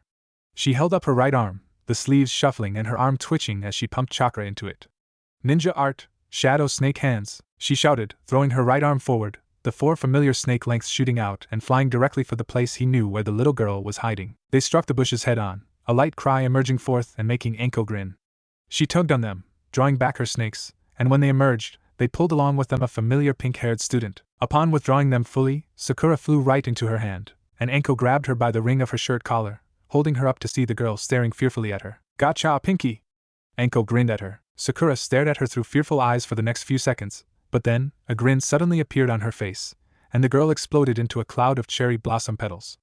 Anko blinked in shock, watching as the petals blew around her. A cherry blossom clone? She asked. No, it can't be, it doesn't feel like it. Suddenly, the cherry blossom petals overcame her, becoming a really thick cloud, and the woman suddenly found her hands grabbed and held down by a pair of invisible, strong hands. She spat on the blossom petals swarming around her mouth, and tried to get a better look to see who was doing it. It was then the purple-haired girl was able to grasp the full seriousness of her situation. Her eyes widened in surprise. Genjutsu? How can they? It was then, a smirk appeared on her face. Oh, Sakura. She has quite the talent in producing illusions. Realizing she didn't have much time left, Anko bit on the corner of her mouth, drawing blood, the pain quickly forcing her out of her stupor. Her eyes widening, she realized that her hands and arms were being held down by both Naruto and Sakura, and Hinata was coming at her from in front, tag in hand and ready to slap on. Gritting her teeth, Anko's arms jerked slightly, and she managed to aim her hands upwards, catching the attention of the 2 students holding her arms down. Ninja art, hidden mamba technique, Anko exclaimed.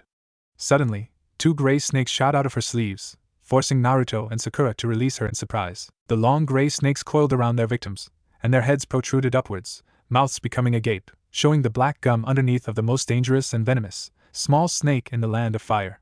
They hissed loudly and plunged down at their victims, biting into their necks. Anko intended to knock them out with poison, and administer the antidote as soon as she dealt with Hinata, but got quite a shock when the two students disappeared into puffs of smoke, both of their places replaced by logs. The woman blinked and glared ahead of her, seeing Hinata lunge at her with a tag. Holding her mouth open, a snake quickly shot out of her mouth, intending to strike the girl. Hinata, though surprised, quickly acted and leapt into the air, flipping over Anko and landing behind the woman. Anko's hidden cobra tongue missed her target and struck the ground instead, but retracted quickly when she realized she had missed. Spinning around and rising to her feet, Anko smiled and placed her hands on her hips, watching as Hinata lunged at her again, tag pocketed and Byakugan blazing. She struck out at her with an easily identifiable gentle fist style of fighting, unleashing devastating combinations at Anko, who easily dodged and backed away from the girl's assault, smiling. "Not bad, Hinata," Anko exclaimed, slipping around the girl when she struck at her with a straight jab, only to stumble forwards when she missed her mark.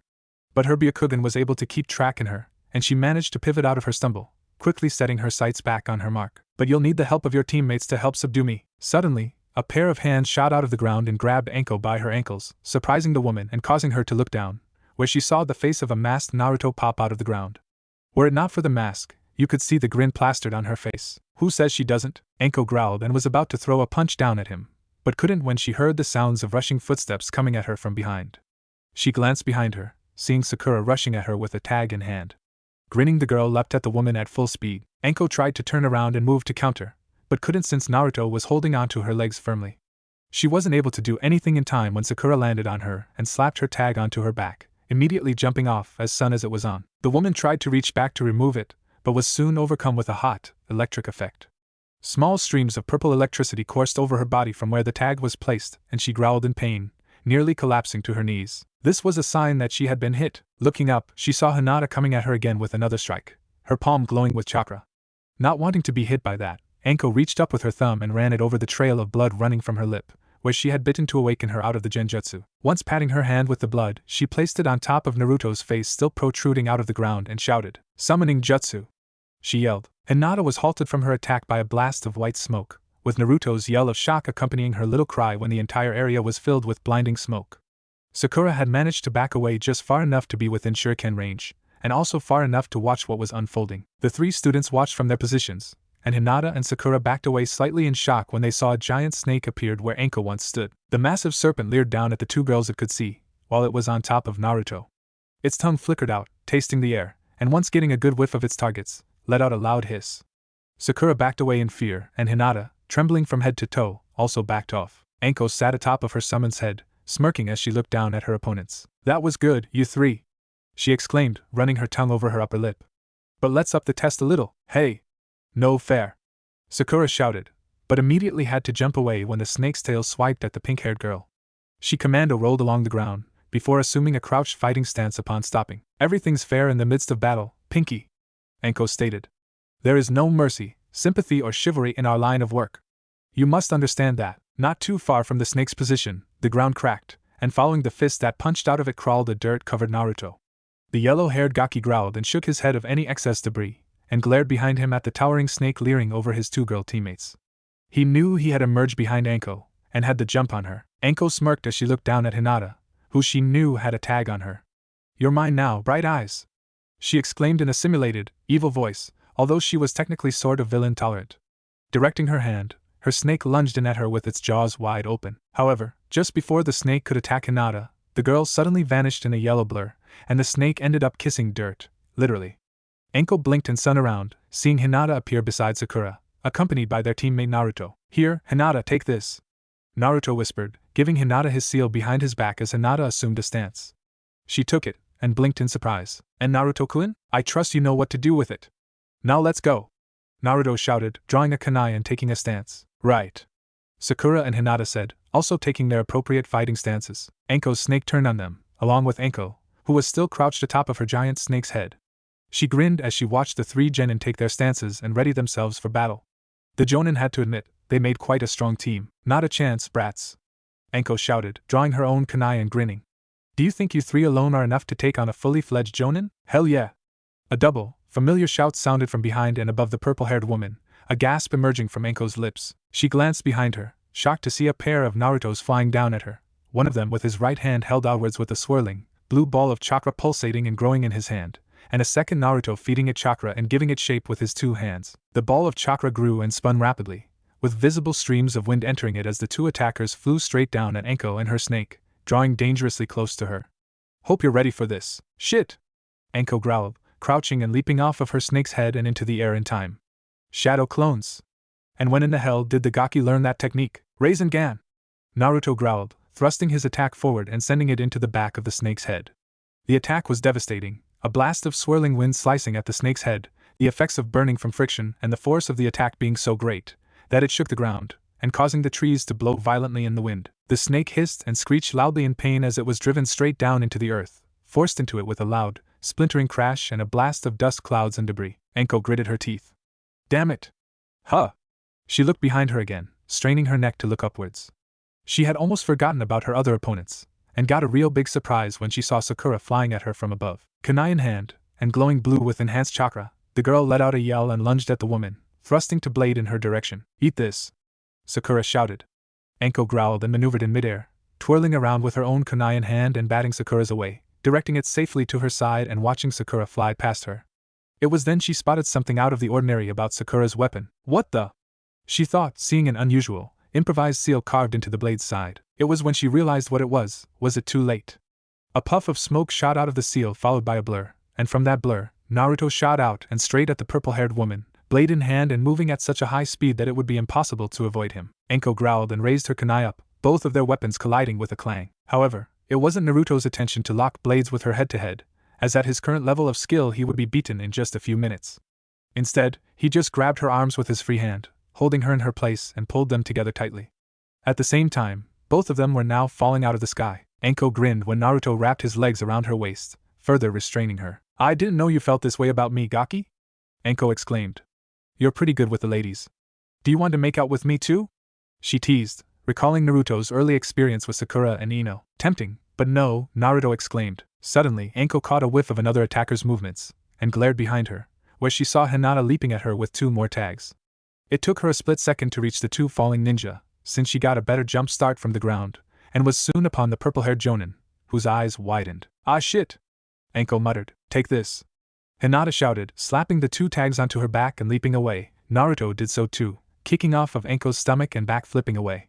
While Hinata and Naruto landed perfectly, Anko crashed to the ground. As soon as she did, the three seals combined took effect, and the woman found herself zapped by high voltages of electricity. Her back arched off the ground as she was overcome by the stunning effects of energy, and with a cry, collapsed to the ground when the seals took their full effect. Naruto, Sakura and Hinata, amidst the rubble of the clearing, approached the woman and circled her, but were cautious at the same time. Forming a three-man circle around the unconscious woman, they looked down at her and watched her lie there, eyes closed and a clear sleeping expression on her face. Naruto removed her mask, all three of them blinking down at the woman. Is she dead? Sakura asked. I sure hope not, Hinata voiced, her Byakugan now deactivated and her hands held up to her chest. Don't worry, she's alright, Naruto said with a smirk. She's just unconscious, and judging from the seals, will be for the next hour or so. So, what should we do with her? Sakura asked, looking up at Naruto, who lowered his hood and put his mask away, his eyes and face back to normal. Both Sakura and Hinata were relieved that he was alright, and the childish smile was back on his face. Naruto grinned, glancing towards the three posts, the girl's eyes following his. I have an idea. The three of them then grinned evilly down at the woman, and they quickly got to work. An hour later, Anko's eyes fluttered open as she awakened from her sleep, and she looked up. Trying to move, she found that her arms and legs were stiff, and unable to move, and when she looked down at herself, she found to her bewilderment that she was tied up. Growling, she fought against her restraints to no avail, and eventually gave up when she found that there were chakra restraining seals placed on the rolls in her, courtesy and Sakura and Hinata. The chain and cuffs was of course thanks to Naruto. Sorry if it's a little uncomfortable, a voice spoke up in front of the woman, making her look up. When she did, she saw Naruto, Hinata and Sakura sitting around on a picnic blanket with an array of sushi, ramen, dumplings, and other assorted goods, along with some tea, set out in front of them. Anko saw that it was Naruto who was speaking to her. We didn't know how good you were at escape techniques, so we had to take some extra precautions. Sakura, looking up from her plate of sushi, smiled up at the woman. Those tags you made were specifically designed so they were supposed to knock you down on the second one, but literally knocked you out on the third one. You should consider a different test, Anko-sensei. You underestimated us, and didn't expect us to attack you like that. Hinata exclaimed, taking a dumpling in her mouth and chewing. Delicious. Here you go, Hinata-chan. Naruto said, taking a pair of chopsticks and a dumpling and holding it up to the purple-haired Hyuga kneeling across from him. Say Hinata responded, opening her mouth and being fed by the young ninja. Naruto grinned and turned to Sakura, holding up a piece of sushi for her. Hey! Sakura-chan! Open wide! Naruto exclaimed. Sakura smiled and opened her mouth, saying ah as well and taking the piece of sushi. She moaned at the delightful taste and swallowed. All three of them shared looks and laughed with each other, before looking towards Anko again. So, Anko-sensei. How'd we do? The woman, tied up, bound and unable to do anything, smiled at them and nodded, lowering her head humbly. You guys did exceptionally well. It was a real surprise. You operated as a perfect three-man cell, just as a true genin team of Konoha would. You used your skills to the best of their abilities, and came up with a perfect strategy to overcome an obviously superior opponent. I could not ask for any other students to be on my team than you three. She looked up at them with a grin. The three of them beamed, their faces brightening at this prospect. So, did we pass? Damn right you did! Anko exclaimed. Team 7 will be starting its first real mission tomorrow as the first and latest genin team of Konohagakure. Yay! The three of them cheered, throwing their hands in the air. Now, could you three do something for me? Anko asked sweetly. Anything, sensei. Sakura said. Untie me and let me have some of that dango. Her voice roared, using the infamous big head jutsu Irika was famous for. 3 weeks later, Naruto struggled valiantly against the lashing claws of the beast caught in his arms. He growled against fierce resistance, and muffled his ears as best to block out its loud, monstrous war cries. However, he was still deafened by them, but bit down tooth and nail to resist the screeches. But no matter how strong his mental endurance was against such an audible onslaught that nearly broke through his very eardrums, he could barely stand up against the razor-sharp talons of this creature. Try as he might, he could barely keep his grip as the monstrosity set upon him like a wolf, a ferocious demon wanting to break free against the arms attempting to pin it against the attacker and the ground. As much of a tussle, and as hard as it was, Naruto found it a lot easier to tame a wild falcon, eagle and dog than this stupid cat. Arg! Why you little rat! Naruto yelled, the cat's claw scraping across his face. That's it! He shouted, wrestling the brown, furry creature onto its stomach and attempting to keep it down. Sakura and Hinata watched from either side of him as he rolled around on the ground with the cat, giggling at the sight. You want to play sumo? Then let's play! The little cat, Tora, howled loudly and turned the tables for the 5th time, managing to end up on Naruto's chest, and was lashing angrily at his face. Naruto cried out in pain, before grabbing the cat's arms and trying to get it into a headlock. You'll pay for that, cat! Naruto cried out. That's dirty play. No claws, this is Snake to Pinky. What is your status? Over. Anko's voice spoke up through the receivers in the group's ears. Sakura giggled, seeing Naruto once again, unsuccessfully grabbed the cat by the neck and tried to throttle it, only to have the cat jump up onto his head and scratch his hair and forehead brutally. The pink-haired girl then turned and placed her fingers on the receiver piece, transmitting a reply to their team leader. This is Pinky to bitch. It's Snake. Brat. Anko shouted back, causing Sakura to wince at the screech in her earpiece. Sorry, Snigger, Snake, Sakura replied with a grin. She looked back at Naruto, to see him continue struggling against the claws of the cat. Hinata was now crouching beside his flailing body, trying to help him remove the cat, despite its protests. We've caught the cat. Slippery little rascal, please verify. Brown fur with a red bow around its right ear, designated. Tora, that's the rat! Anko exclaimed. Geez, this is the 1127th time it's gotten away. Sakura's eyes widened. The 1127th time the cat's managed to run away from its owners. Naruto and Hinata stopped struggling. With Naruto managing to keep the cat in his hands at arm's length above him, he sat up, and he and Hinata looked at Sakura with widened eyes. What? The pair in the background shouted. Well, I've been keeping score. I've got a record booklet right here of all the missions ever undertaken. Every Jonin's got one, but they may tell you something different in this case. Anyway, this is the 1127th time the cat has managed to escape from its owner, Madam Sure Jimmy, Anko said. I had to chase the same little monster when I was a genin. I think the cat has been around since the very first Hokage. Really? Sakura asked, raising an eyebrow. It's got a heck of a lot more lives than 9, I can tell you that, Anko stated. A curse among ninja. It says in here it took Team Minato 7 hours to try and catch it, thanks to it clawing up Kakashi and Obito's faces more times than once. Slackers. Naruto called, the cat going back to scarring his hands. Its claws lashed at his hands and lighting fast, anime style, and Naruto bit his lip in a humorous manner to resist its onslaught. We got it in less than our 2 hours. Excellent. You just beat the old record by 5 minutes. Congratulations, brats. Anko exclaimed. Pack it up, we're heading on back. Stupid cat, cutting into my training. Naruto growled. Sakura smiled and pulled out the cage from the scroll they were given. Upon opening its lid, Naruto tried to put it in, but the cat continued to put up one hell of a fight. After futility lashing away at Naruto's hands, placed its hands and legs at the 4 corners of the frame to the cage door, and held its place. Sakura secured the cage and took a stance as Naruto tried to push the cat in by force. They both growled at the effort, as the cat continued to protest against going into the cage. "Come on, cat!" Naruto growled. "Get in there." He eventually managed to put it in, and Sakura quickly shut the cage. Naruto staggered back and fell to the floor in exhaustion, and watched as the cat flailed around inside its cage. The spiky-haired genin backed away as he saw the cat trying to get out, and Sakura put the cage down, for fear of being scratched by its claws sticking out of the spaces between bars. "Put a seal on that damn thing!" Naruto shouted, pointing a shaky finger at it. Hinata quickly did so, placing one of the top and at the door, and a small one around the lock.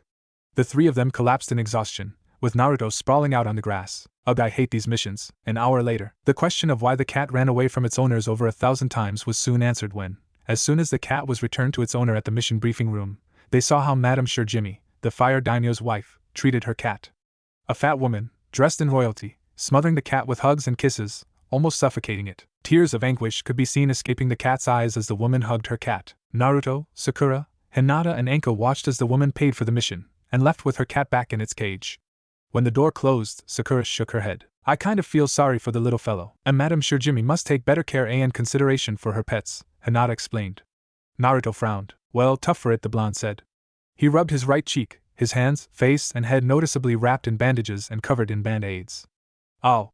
Stupid cat.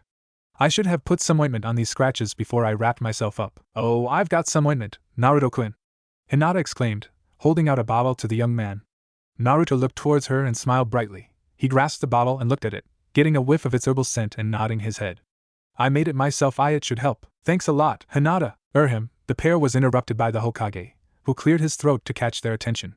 Sarutobi nodded to the team and smiled, seeing them line up in front of him, with Anko hanging to the side, hands in her pockets and a smirk on her face. "Excellent work, Team 7. I am really proud of you four for capturing and returning that the pet cat, to Mistress Shirjimi. And congratulations for setting the new record." Anko he looked towards her.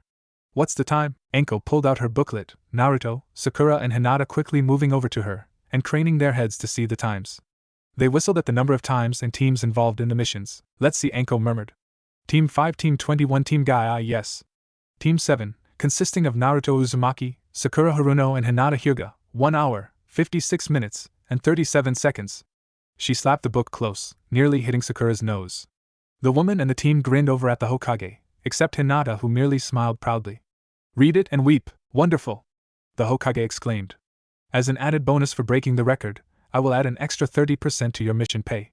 "Well done!" Sakura and Hinata high-fived with each other, and Naruto knocked knuckles with Anko. "What time did you get, Aji-san?" Naruto asked. "When you were on Team Tobirama?" The Hokage rubbed the back of his head, and hid as much of his expression under the shadow of his funny hat as much as possible. "My team got 27 hours, 56 minutes and 72 seconds. The cat managed to cross the borders into Kumogakure. That was our best time." Naruto, Sakura, Hinata and Anko stared at the Hokage sitting behind the desk silently for the next several seconds. Even Irika and some of the other staff also working in the room at the time paused to gape at the Hokage. After the few seconds had passed, and Naruto tried to contain his laughter, he just let it out. Holding his gut and trying to maintain his stance, he pointed and laughed at the great old Hokage, with Sakura and Anko joining in, and Hinata in a fit of giggles on the side. Even Irika had to shove a fist in his mouth to stop himself from laughing. "Ha ha ha ha ha ha ha." Naruto laughed. "TT, that's ha ha ha priceless." "Ga ha ha ha ha ha." "Shut up. That cat has been trouble since before you were even born. It nearly started a war between Konohagakure and Kumogakure," Sarutobi exclaimed, only to make Naruto laugh harder and fall to the ground, with Sakura and Anko nearly falling to the ground, laughing. Kumogakure demanded a public execution for the furry demon, as it tormented the Raikage when it managed to enter its office and scare his wife. His wife was allergic to cats. "We managed to avoid a war when we agreed to split the bill between Kumo and Konoha for capturing the cat on the original mission." This only seemed to add fuel to the already raging fire, and now Sakura was on the ground laughing. The laughter carried on for another minute or so, before eventually everyone calmed down, and, with sore guts, everyone was on their feet again, and paying their humblest of respects to the Hokage. "Sorry, Hokage-sama," Anko said, wiping a tear away from under her eye. "Please carry on." "Of course," Sarutobi Hiruzen replied, a tick mark visibly seen on his head. Clearing his throat, he held up a scroll and began reading out the missions received today. "Alright, the next missions for your team are as follow. They consist of several simple D-rank missions: walking the dogs from the local store, mowing the Fire Lord's lawn, getting a few kites out of the first Hokage monument tree they've been building over the past few weeks, and it looks a bit messy. Requirements are to return them to their owners and—" "Whoa! Whoa! Whoa! Hold the phone, OJI-san. No way! Naruto shouted, crossing his arms in front of him dramatically. I'm not doing one more D-rank mission until I see a C or at least a B-rank mission on that scroll. Anko sighed and folded her arms too. To be honest, I agree with the Gaki, Hokage-sama, she stated. Sakura nodded her head in agreement, a frown appearing on her face. All these D-rank missions are putting us off.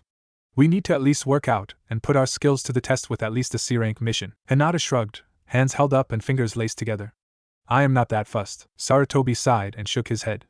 Goodness, these four are going to make me bald. Pwede please, Aji-san, Naruto said, pouting cutely, with Sakura doing the same. Pwede please, they said at the same time. All right.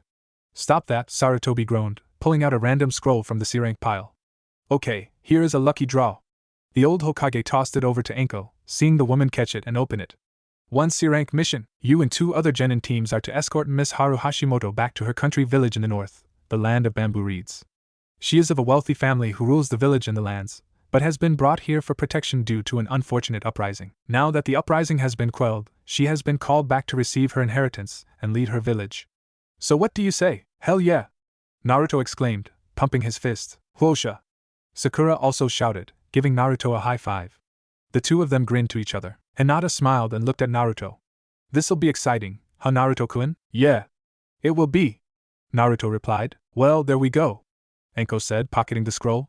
What other teams do you want me to bring on this mission, Hokage-sama? Offer the positions to Team Asuma and Team Kakashi to accompany your team on this mission, the Hokage said.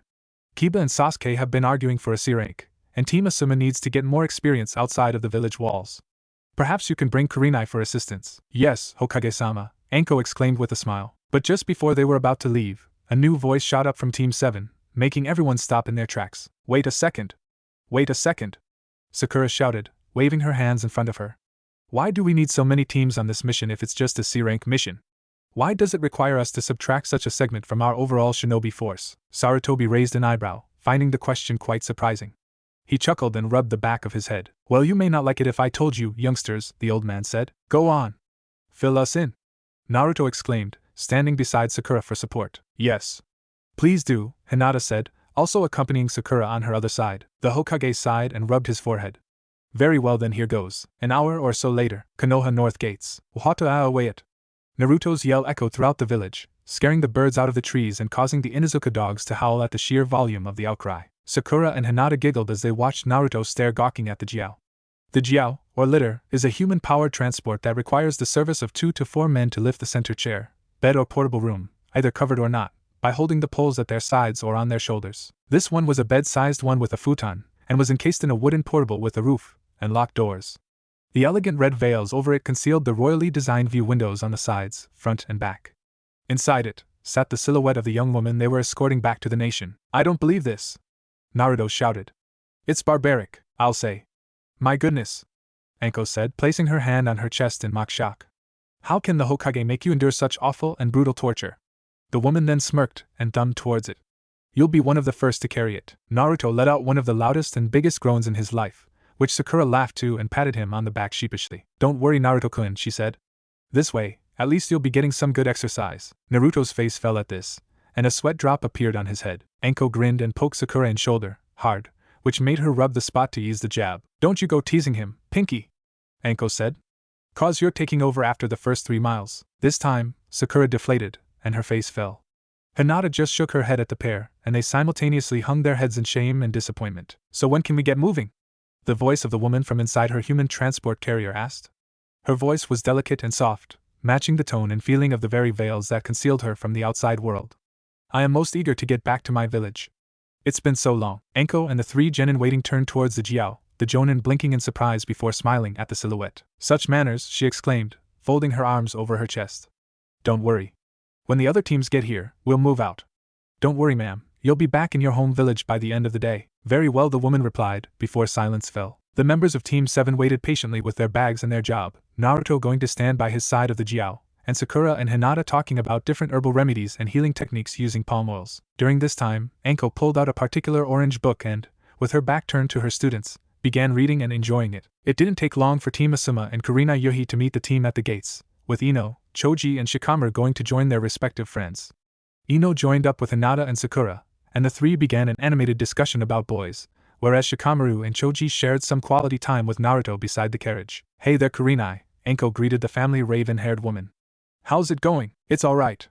The woman replied, hands on her hips. Asuma pulled up alongside her, also waving. Hey Anko, hey! The woman looked between the two, studying them closely and placing a finger on her chin in thought. The two blinked as the woman looked between them with that calculative face, and Kurenai only knew from experience with her friend that she was deducing something between her and Asuma, and that was not good. Anko-chan? Alright, spill it. You two are going out, aren't you?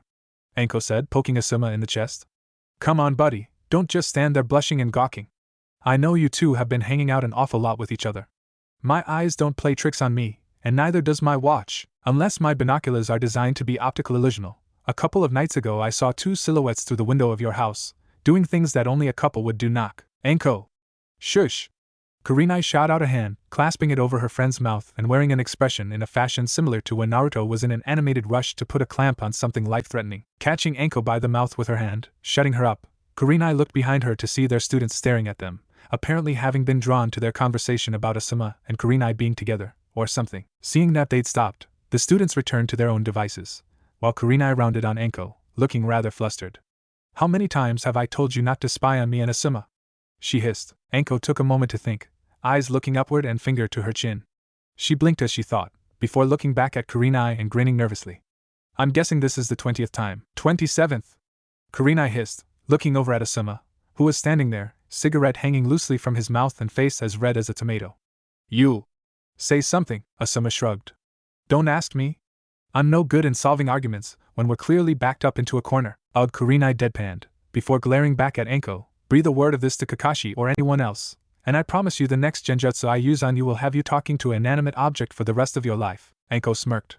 Not possible. Why not? I know you. You're not as twisted as me. Oh yeah. As the argument, and later discussion of the mission, continued on, we are moved back around to the boys' group over by the Jiao. Shikamaru, Choji and Naruto talked and laughed with each other, and Naruto slowly began to feel that perhaps this was what it was like to actually have friends that stay by your side for real, even against their parents' wishes. This made him feel grateful for their friendship and loyalty. You see, I always did like regular pork with rice, you know, the red one, but add it with the juice sauce from stay to the rice, and add a side of wonton noodles, and you've got yourself a wicked combo there. Choji exclaimed, rubbing his stomach and licking his lips. Boy, I could go for some of that now. Naruto also licked his lips, folding his arms and leaning against the side of the Jiao. Yeah boy, that looks good in my head. Either that, ramen, or women, Shikamaru pointed out casually, though it looked like he didn't mean it in a joking way. Choji just chuckled, while Naruto glared at him with a tick mark on his forehead against his headband. He thrust his fist at the boy, teeth gritted. Who asked you? I only assumed. Well, Mr. Fortune Teller. Maybe you can tell me how many seconds there are between now and when my fist connects with your lower jaw. You won't do it. You think I won't? I know you won't. Yeah? Arg. Naruto growled, pounding the side of his head with his palm. After doing that a couple of times, he poked an exaggerated declaration his way, jabbing his finger in his direction. The proximity made Shikamaru lean back a tad bit. You're pushing it, buddy. Do you want to die young? Shikamaru shrugged. Naruto then grinned and patted him on the shoulder. Hey, I'm just joking. Shikamaru shrugged and smiled. I knew you were all along. You're too easy to read. Heh. That's why he can beat you at shogi any day. Choji exclaimed, pulling out a packet of kettles and beginning to munch on them. Naruto deadpanned before rounding on his other friend with an animated, freak show expression. What was that? Naruto heard a giggle behind him and turned towards the Jiao he had been leaning against. He blinked, trying to peer through the veil and see whether the woman inside was spying or listening to them. However, incapable of being able to see through it, he shrugged and turned back to the pair, who also became a bit puzzled at the giggle. Unbeknownst to them, a bright, sapphire eye of the unknown girl peered through the window and at the spiky-haired blonde. Oh. About time. Anko groaned, throwing her arms into the air when she saw Team Kakashi walking down the road towards them. She sighed, and placed her hands on her hips. God, how did Minato ever train such a slacker? Hey all! Kakashi said, waving with his right hand while his left hand was preoccupied with his book. Sasuke, Kiba and Shino also waved, the three boys moving forward to join the others. The Inuzuka shook hands as he greeted Naruto, Choji and Shikamaru, and Sasuke just hung back with Shino. Shino, however, did greet Hinata and Shikamaru on his own terms, and once everyone was assembled, were called to gather around the Jonin. Once they had discussed the mission with each other, Anko took the stand, as she had been the one to receive the full mission specs. Alright, you filthy, disgusting, repulsive, weak maggots. Anko began in her military march tone of voice. Our mission today is a standard escort and bodyguard mission, A C-rank mission that requires us to escort Mistress Haru Hashimoto back to her capital village, in the land of bamboo reeds. We will alternate between groups of who gets to carry the mistress every 2 miles, while the others will form a protective perimeter around the convoy. If any obstacles, the most likely we may encounter will be mercenaries and highway robbers, nothing more. We have assembled as this cell for not only practical, but educational purposes. Learn from experience. You hear me? There was silence at first, as the genin stared at Enko, leaning back a bit as if she were some sort of giant loudspeaker booming at them. And this psycho is your teacher? Kiba whispered to Naruto. The blonde's hair spiked up and he clamped a hand over his mouth quickly. SHHHH. Don't let her hear you. Seriously, this woman scares me, Ino said, trembling a bit on the spot. PFT, you don't know the half of it, Sakura replied. This is going to be a real drag, Shikamaru groaned. This'll be interesting, Shino murmured to himself, followed by Sasuke humph of agreement. Alright, Kakashi, Asuma, Kurenai, you get to pick out the remaining 3 genin that can carry the mistress, Anko said to the senseis behind her. The 3 of them nodded, stepping forward a bit. Kiba Kakashi pointed, while the Inuzuka deadpanned. Shikamaru, you're up. Asuma pointed. I knew it. It's a drag, Shikamaru thought. Sasuke, get going, Kurenai said. Alright, the Uchiha murmured, walking over to join the selected group. Slowly, but surely, the 4 genin lifted the jiao onto their shoulders, adding on extra weight to their bags, and of course to the leg and wrist weights Naruto was already wearing. Once it was propped up and everyone was in formation, Enko led them on through the gates, grinning and obviously looking cheerful, with Asuma and Kurenai bringing up behind her, and Kakashi way at the back to make sure no one fell behind. Let's move it, troops. Later that day, the group had stopped at a small stream somewhere on the northeast edge of the Land of Fire, close to the borders of the country. They had placed the jiao under a tree, with several Naruto clones, Kakashi and Sasuke standing guard around the shade. The others were scattered around the place, sitting, standing or resting under trees. Kurenai was sitting with Hinata and Sakura, sharing an animated discussion, while Ino was with her 2 teammates, with Shikamaru coming up with different tactics they could use for their Ino-Shikucho combinations. Kiba was curled up under a tree with Akamaru, Shino perched in the tree above them talking to a leaf insect, and Asuma standing close by to Kurenai, keeping watch on the other side of the clearing. Naruto and Sakura, meanwhile, were sitting by the stream, sandals off and feet in the water. The pair was engrossed in sights and sound of the land around them, Sakura's hand on top of Naruto's as the water gently flowed past their feet, and the breeze licked at their hair. Sakura sighed. It's beautiful, isn't it? The sky. Yeah, Naruto exclaimed, glancing over at her. He watched as Sakura moved a hand through her long, flowing pink hair, and looked back at him, seeing his smile. But not as beautiful as you, Sakura-chan. The girl giggled and pushed him lightly. You're so sweet, Naruto-kun. Naruto grinned sheepishly at her, and Sakura couldn't help but blush at his look. Am I? What is it? I'm sorry if I ever hit you, or yelled at you, or hurt you in any way just because you were trying to help me, or be nice to me. Sakura looked away shamefully, with a frown. I made such big mistakes because I was wrapped too much in a stupid crush. It clouded my better judgment, blinding me, so much that I couldn't see you for who you really were, a kind, caring, decent guy. Sakura-chan. I've been nothing but a moron, a weakling. Sakura looked up at him, seeing his eyes staring considerately at her. I've been stupid. You're not stupid, Sakura-chan, Naruto said, reaching up and running the back of his hand down her cheek, before brushing a few strands of hair behind her ear. We just make stupid mistakes. Sakura smiled, and placed her hand on his. I don't want to make any more then. Naruto grinned at her, and was about to say something else, but the two were interrupted by a shadow casting over them from behind. They looked around and saw Ino standing there with her arms crossed over her chest, and looking at them with a sinister grin. Getting cozy, are we? Huh? Sakura looked a little taken aback, and blushed at the realization of her and Naruto's position. She quickly got up and slipped on her sandals. Hey there, Ino-chan! Naruto exclaimed, earning a smile and a wink from said girl. Hi there, Naruto-kun! Ino replied, using a new nickname she developed for him. She then lunged at him and wrapped her arms around him in a hug, placing her chin on his shoulder as he looked at her in surprise. Did you miss me? I haven't seen you in weeks. Naruto grinned in response, a little bit nervous, while Sakura fumed in the background. Oh, of course I missed you, Ino-chan. Hee, I'm glad. Get off of him, pig! Sakura shouted, yanking Ino off of the boy's back roughly. Ino tried to fight back in process, but ended up accidentally pushing Naruto into the stream below. He fell in with a yell and a splash. Both girls gasped and looked over to see if he was okay, and found to their surprise and amusement that Naruto was sitting in the shallow water, soaked and with a frog on his head, a fish flapping around in his shirt, and a lily pad on his shoulder. It was a pretty humorous sight, which prompted the two girls to laugh, followed by Naruto. Behind them, the other genin and jonin looked on with either smiles or interest, while the eyes of the girl from inside the jiao looked on from behind her veils. Alright kids, let's get moving again! Anko shouted, ending their break. We've still got a lot of ground to cover, and there's a possibility we might be setting up camp. Once again, the teams were up and running. Gathering up their gear and their person they were assigned to protect, they then, once again, began hiking. This time, it was Choji, Shino, and a pair of Naruto clones doing the heavy lifting, while the ones who previously carried it were escorting. Over hills and through forests they hiked, through fields, past farms, past small villages, cottages, and over the horizon they traveled.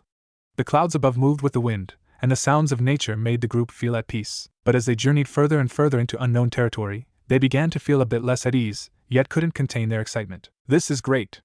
I can't wait to see this village!" Kiba exclaimed, thrusting his fist out. "First time outside of the borders of Fire Country. Wouldn't you say, Akamaru?" The dog resting in his jacket yipped happily, and sniffed the fresh air. "You said it," Choji agreed, while munching on a bag of thins, humming happily to itself. "I really want to try out the buffets there. The exotic meat dishes, vegetables on the side, and the entrees." The boy licked his lips in anticipation. I can taste the sweet dessert now. How about you, Naruto? You looking forward to touring the village later on?" Kiba called over. Naruto murmured, hands at his sides as his eyes moved from left to right, looking for any signs of an enemy or strange obstacle. This response sort of surprised the other genin, those who were hauling the princess and her Jiao looking between one another before glancing back at the boy, who was leading them behind Kakashi, Kurenai, and Anko. The boy sweated nervously as he walked, his eyes scaling the woods, and catching the scent of an upcoming village just over the next horizon. His senses were heightened to their fullest, and, like a battle-hardened jonin who knew to expect anything around the next bend, he had a really bad feeling at the pit of his stomach. Kakashi, who had switched places with Asuma so that he could bring up the rear, detected the usually boisterous boy's lack of delight, and decided to investigate his sudden change. Dropping back a bit, the man reading the orange book looked down at Naruto with concern. "Are you okay, Naruto?" he asked. "You seem a little on edge. Is something the matter?" "Nothing, Kakashi-sensei," Naruto replied, looking up at the silver-haired jonin with his unmasked face. The older shinobi was met with the cold eyes of Naruto's real face, and couldn't help but blink at the look he received, which was one of a painful past, before watching the boy speed up in his walk. "I don't really want to talk about it. I've been to this area before, and I do not like it." Kakashi sighed when the boy left his side and shook his head. "Hell, if I saw that look before," he mumbled, having seen Naruto's true nature a couple of times in the past. Anko looked back a bit, seeing Naruto dip his head a little and lift his hood over his head, so that his eyes became overshadowed. This was a clear sign to her that there was something wrong, and she knew when to trust Naruto's reactions. She nodded her head and looked back towards the convo. "Everybody, stay sharp," she called out. "No dilly-dallying until we reach the next village." As they journeyed on up the path running up the side of this steep hill, Sakura, Ino, and Hinata were still engrossed in their previous conversation about the boys on their team. However, by the time they reached this next horizon, their talk had escalated a little more into something a tad bit extreme for their ages. Kakashi and Kurenai were fortunate to be listening in on their yammering, and couldn't help but smirk at the prospects had with this conversation. "So, what do you think about your teammates, Ino?" Sakura asked, sizing up her friend and rival's expression with one of her own curious ones. "You seem to be getting along well with them." "Why yes, you three seem to be very cooperative with each other," Hinata exclaimed brightly. "You all seem to be the best of friends." "Tsk heck if I know," Ino said, shrugging. "We get along fine, for sure.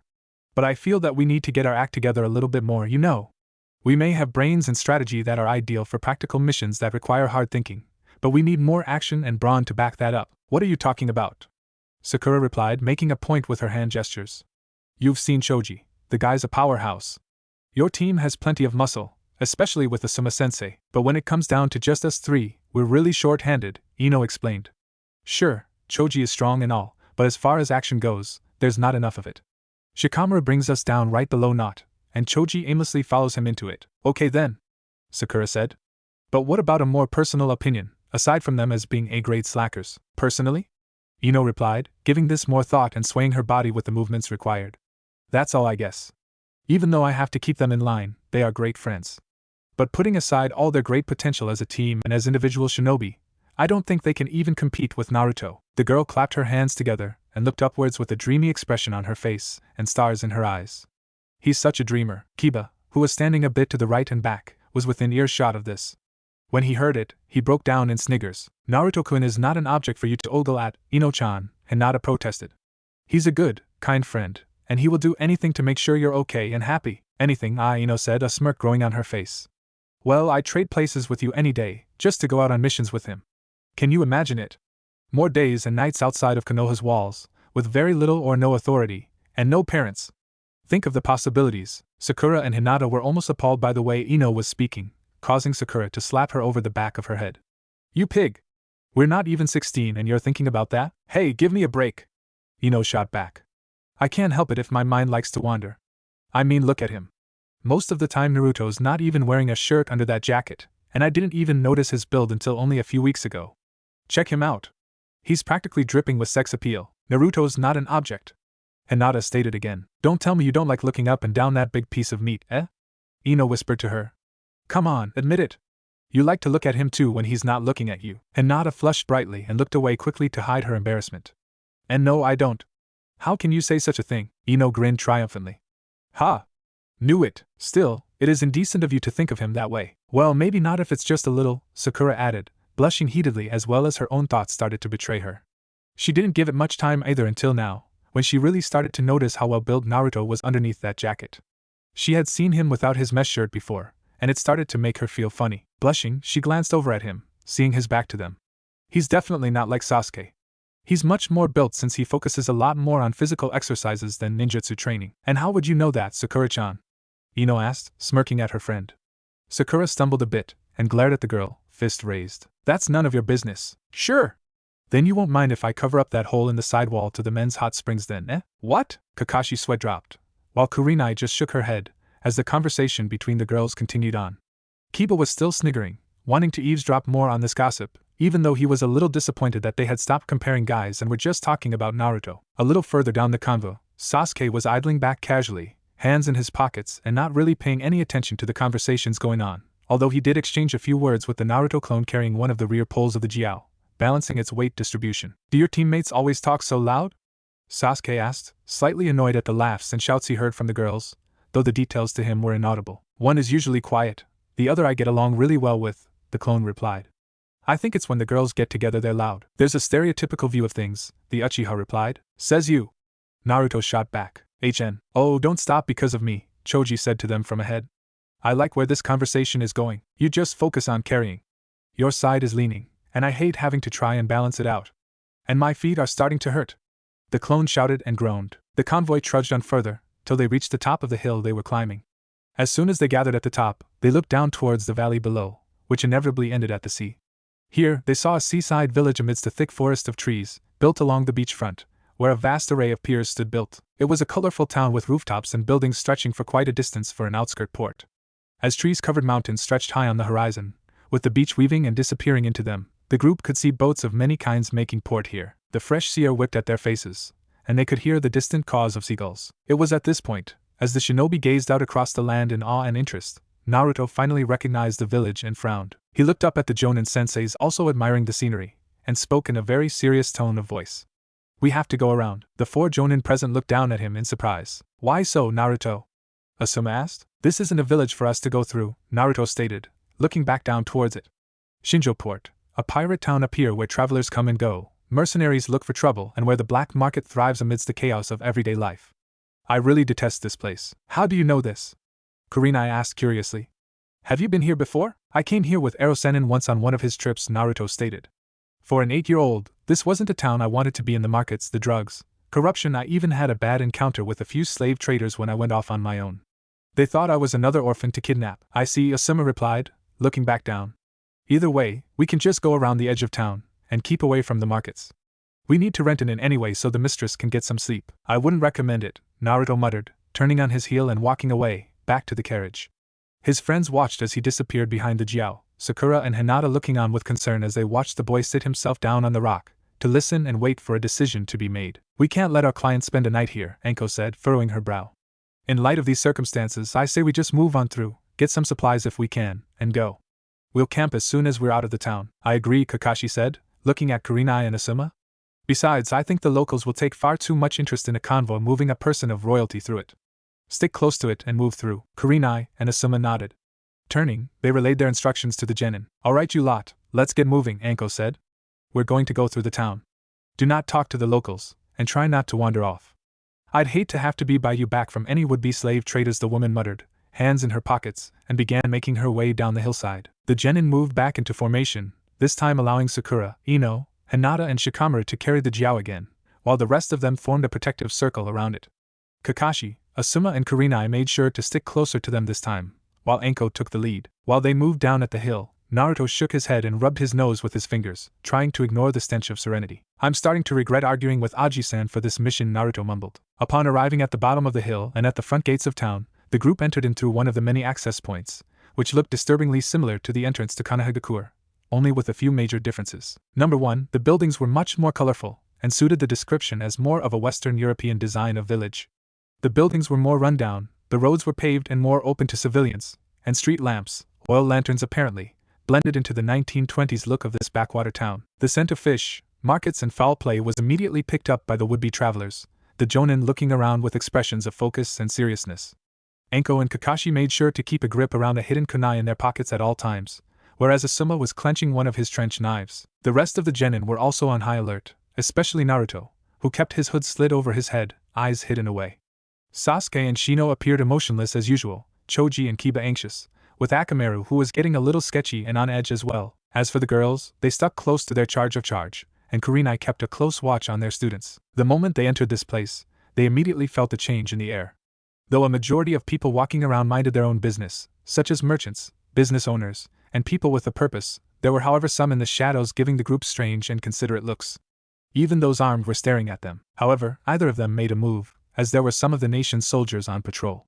Still, if the opportunity came, there was a possibility that they would make a move. Keeping away from the buildings and to the center of the road, the group of shinobi moved on. Well, at least there is some security here, Kurenai said. That's a welcome change, Naruto muttered. But don't feel too at ease just because there are law enforcers, Kakashi spoke up.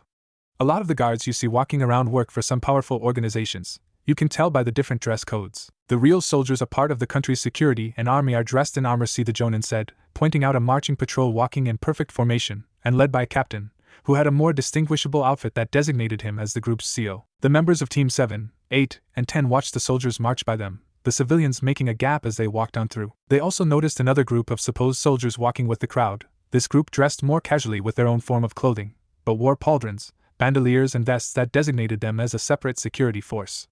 They were also heavily armed like the guards, and maintained order in the streets. Those other ones work for clans powerful enough to own their own security force. But in these times, they remain as one nation, Anko stated. This is more of a lawless part of the country, kid, Asuma explained. In spite of the country's security forces, they are like a toothless tiger now, without a proper leader. This country doesn't have a leader anymore, thus prompting other organizations and former political advisors to squabble over the bits and pieces left for the picking from the downfall of the country's head. The clans had to form their own security for their own safety, in case a civil war broke out. They run the country together, alongside criminals and organization leaders, who are taking advantage of this time to make a quick reel. Probably, Shikamaru replied. But it'll take a while till this country is back on its feet. Once law and order is properly established, you can bet that these cockroaches will run off and hide, and continue their business dealings elsewhere, Sasuke said, but then glanced over at Shino on the other side of the Jiao. No offense, Shino. None taken, the boy replied, hands in his pockets. They continued walking on through the crowd, as the area thickened with the scent of markets. Even keeping to the edge of town was proving a little too treacherous. As the buildings rose higher into the air, the crowds became more packed, and the noise from these crowds grew more and more. It was after a few more minutes of walking through the thick-aired, yet beautifully crafted town, that they entered the edge of the small market district, which opened up at a central roundabout, and a large one. The buildings moved around it, plenty of space to build another 5 blocks, but were occupied by market stands, a damaged fountain in the center, and carriages. The team saw the place was loaded with people, purchasing and browsing through stuff at the stands, and autocratic-like figures, as well as mercenaries, grouped around what looked to be salesmen at separate stands making bids. At these separate, darker booths, the crowds were grouped beside carriages towed by horses. These carriages had caged windows, and were heavily armored, and were flanked by their equally heavily armed guards. Most of these security figures looked more like the described separate security organization's forces, but were instructed to guard a different kind of merchandise. Within the perimeter of guards, and what the rich, wealthy and other merchants were looking to purchase, were what looked to be prisoners, ordinary people, mostly women and orphans, chained up together, and dressed in rags. It looked like a chain gang than anything else, only these people were exhausted, and beaten, obviously starved, and put on sale by the salesmen working for the organization specializing in this department. At the very sight of this, the jonin averted a little to the left, keeping away from the carriages, and the people. The genin couldn't help but look, with many in the group rather bewildered at the sight. Are those prisoners? Hinata asked. No, they're slaves, Naruto replied darkly, glaring at the carriages as they moved around the crowd, who were screaming bids on the people they had lined up, like cattle. This is nothing but a place where people have goods to buy and sell. That's horrible, Ino murmured. I'll say, Kiba growled, to which Akamaru gladly enforced with his own as they watched the salesman auction off another 2 of these chain-up girls to a satisfied buyer in the crowds, and have them carted off. How can they? Trading of human lives. It's sickening. This is what happens in countries without a proper leadership, Shikamaru commented. Unlawful behavior, illegal shipping and trading occur, Asuma evaluated, the group stopping for a brief pause. You're looking at a city that is undergoing a stage of deterioration. In our world, this sort of thing happens. It even occurred in many of the hidden villages as well, during and after the Great Shinobi Wars. Most of the villages managed to rebuild quickly to avoid takeovers and backlash from the war, mostly due to their still existing leadership that was in power. But those countries and villages with the leadership decimated, and left to pick up the pieces on their own, suffered. This is what happens to the broken, poor, homeless and helpless. Without authority, in a world thriving with mongrels, divided clans and criminal organizations, you see the country deteriorate and eventually fall into chaos. It's been like this for years now, Anko noted. With little thanks to us and to the remaining security forces still loyal to the Hashimoto family, they kept this place from going out of balance. The people, however, are still losing their homes, families and jobs, thanks to a leader not being able to take charge and command the people, Kakashi butted in. But these things are eventually going to change. A couple of the genin looked at the jiao that Miss Haru Hashimoto was sitting in, watching the silhouette peer out the veiled and protected windows. They heard her sigh, and shift in her carrier. My people have survived on their own long enough, they heard her speak. I cannot let my village, or this country fall into chaos and war. As soon as I am back at home, I will set things right, starting with this town. I give you my solemn vow. The jonin nodded and, with their genin teams, continued on. The convoy was up and on the move again, pushing through the crowds, and easing out of the market district, quickly entering a more residential area. Happy to get out of sight of those slave traders, the group could finally tread more carefully out of sight of any mercenaries, thieves, robbers of pesky dealers and merchants. However, after a few minutes since entering this area, Sakura, who had become more alert with the grouping and presence of the teams, looked around to check and make sure everyone was here. It then occurred to her that someone was missing. Hey, where's Naruto? She asked. Anko's head shot around. Shit. Naruto was looking through the crowds, passing several weapons-selling stands as he forced his way to the front of the slave traders. When he did, he scooted around, eyeing the carriage that had caught his eye. Stopping here, close to the back, he saw a lot of the slaves out of the carriage, most of them still chained up and in a line that led around to the front. However, there were several of them in cages, or still in the carriage they were transported here. Judging from the spaces, it was definitely not comfortable for them. Here around the back, behind the auctioneer and outside of the crowd, the genin walked around, hands in his pockets and eyes glaring with distaste at the conditions, and at the men possessing this area for their private market. He watched as a separate salesman led a rich autocrat flanked by bodyguards round the carriage, allowing him to inspect their stock. He paused, standing amidst a couple of the cages containing some of the slaves, and not too far from the carriage. Naruto walked up to one of the smaller ones at the foot of the carriage, this one containing a lone orphan, and crouched down next to it. This slave was chained up and sitting with her back against the bars of her cage. She had silky, raven black hair, though a little dirty and messy, and was younger than the spiky-haired genin. Quietly sitting in her holding, dirty, bruised and wearing brown rags, the only thing she could do was sit there, and ignore the hungry pains in her stomach. It was a deeply upsetting sight, to see a girl as young as her in a state like this, as well as hundreds of others surrounding Naruto in this area. When the girl felt the presence of someone next to her cage, she looked up through her long, black locks, and gasped when she saw the stranger. Her response was immediate, quickly backing away from the boy, chains rattling.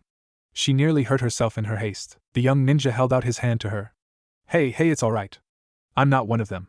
I'm not going to hurt you. Can I help you, young man? The voice of a man spoke up behind Naruto, the genin standing up and spinning around. He met the face of a stout man with a scruffy brown beard and mustache, wearing a really strange hat with a cotton ball on the end of it. He wore basic, casual clothes suiting his profession, and yellow and black, striped slacks. Naruto was about the same height as him, maybe even a bit taller, and had to look down a bit to meet the man eye to eye. See anything you like from our stocks, sir? Naruto growled and pointed accusingly at him. Thing? These are people you are selling. They are not just worthless products, goods, or objects. This is sick. The boy growled angrily, before pointing to the cage behind him. How can you keep her in here? You can't even stand up in this cage. And on top of that, she looks half-starved. My boy, please calm down, the man eased him, looking a little worried at his outburst. The salesman was also slightly taken aback at the look of pure anger blazing in the boy's eyes, an appearance they had taken. I'm just trying to make a living here. I apologize, but this is the best we can do to keep these people well fed and in good health on our budget. Our bosses won't allow for anything more. Spare me, Naruto said, looking back down at the girl looking up at them. The poor child had become terrified at the argument, and had backed away into the corner of the cage, staring up at the yellow-haired boy with fear, and was trembling all over. In her slight shaking, her hair had parted a little, allowing Naruto to get a good look at her eyes. It was with this glance, Naruto gasped and swooped down onto the cage again, causing the girl to jump slightly at his movement. He grasped the rusty bars of her enclosure and tried to get a better look at her. And no, it can't be. Looking into the orphan girl's eyes, the boy saw distinctive rings with a light purple shade in her irises. These rings rippled out of a center pupil, and from Naruto's knowledge of doujutsu and ninjutsu, he knew what these eyes were. Rinnegan? But how? Naruto thought in shock. The Sage of Six Paths was the only one who possessed them. Yet this child. Listen, son, if you're not interested in buying, then I suggest you leave before the guards come around and decide to shove you into one of these cages, the man said worriedly. You either leave while you can, or fall into line like the rest of us. It's how we survive here. And to work and slave, and become someone's object for their sick, twisted desires is how these people are destined to survive, Naruto growled. I refuse to let that happen to this one. He stood up and turned towards the man, pulling out a brown bag from his pouch and holding it out to him. I'll take her. The man held out his hands and took the bag. Opening it, the bearded man gasped when he saw the gold coins shining and glittering from inside of it, amounting to more than what many Rio dollars could add up to purchase a horse. He looked up at the boy, seeing him glaring at him. Are you sure, sir? The man asked. She may be young, but her eyes are a little strange. Maybe something. No. This one is fine, Naruto stated. The man smiled and bowed. Thank you, sir, the man replied. Quickly pulling out a key from his pocket, he let her out and undid her chains so that she could move. The girl had a hard time standing, so much so that she fell, only to be caught by Naruto. The boy lifted her up and glared at the salesman. Do yourself a favor and quit to redeem yourself, Naruto said, walking away and carrying the girl with him. The man watched the young shinobi strode into the crowd and took some prolonged time to think. Naruto pushed himself out of the crowd, forcefully, ignoring everything else, and followed the chakra signals of his shadow clones carrying the jiao, and headed back towards the group. It was only when he was about to leave the marketplace, he suddenly bumped into a familiar face. He stopped by the side of the archway and looked to his left, where he saw Anko leaning against the brickwork with her arms folded and eyes closed. When she looked back at Naruto, she looked disappointed, but at the same time filled with a sense of pride. You know, you shouldn't wander off on your own in a place like this, Anko said. Like you said a lot of bad eggs. I never said that, Naruto replied, looking up at her with his pained, dead man's look, with that exhausted expression in play. I said this place was Kami's asshole, but I didn't say that on top of the hill because I knew he'd send a bolt of lightning down at me for saying something like that. All that can reach me here is his farts, and his fingers to scratch his ass. Anko sniggered and got off of the wall, walking over to the boy and leaning over a bit to take a look at the child he was carrying. So you picked up an orphan, I see. Yeah, Naruto said, looking down at the girl to see that she had her eyes closed and was sleeping. She looked very peaceful, snoozing in his arms, her breathing at ease, and body relaxed. However, nothing could fully mask her wounds, the cuff marks on her wrists, and her physical fatigue. I couldn't leave her in there, not in a cage only big enough for a dog. So I saw, Anko replied, looking up at his face. What are you going to do with her? She can come and live with me when we get back to Konohagakure. Sounds like a good plan, Anko said, patting him on the shoulder and leading him the rest of the way out of the market square. You sure you've got enough money to support you two? I've got enough to support a whole family for the rest of my life, Naruto stated, smiling up at Anko. You'd be surprised how much I get around and earn at the same time. Really? What's your annual salary? About a 1,000 ryo a day if I were to split a bill between hours, Naruto said. I usually take up high-bid jobs, but that's on a need-to-know basis. Gotcha, Anko said with a nod, the two of them now walking down the road the shinobi convoy had gone down. In the time Anko had taken to find Naruto, and the time Naruto had taken himself, the jiao was bound to have left town already. Unbeknownst to the pair, as they walked down a now emptier street, a figure, dressed in a cloak with a hood over their head, and a white mask with a blue fire pattern on the left-hand side, with cracks leading out from the right eye hole, was watching them from the shadows of a tea house next to it, and they had just passed. They didn't even notice the figure in the shadows, and the massive Zangetsu sword at the person's side, about 11 feet in length with a thick blade, wrapped in white gauze straps. Furthermore, on the forehead of the mask, was the symbol of the village hidden in the mist, with a gash scarred into it. Setting the tea down, the figure looked up, watching as the two shinobi went down the road, and out of sight. Konohagakure?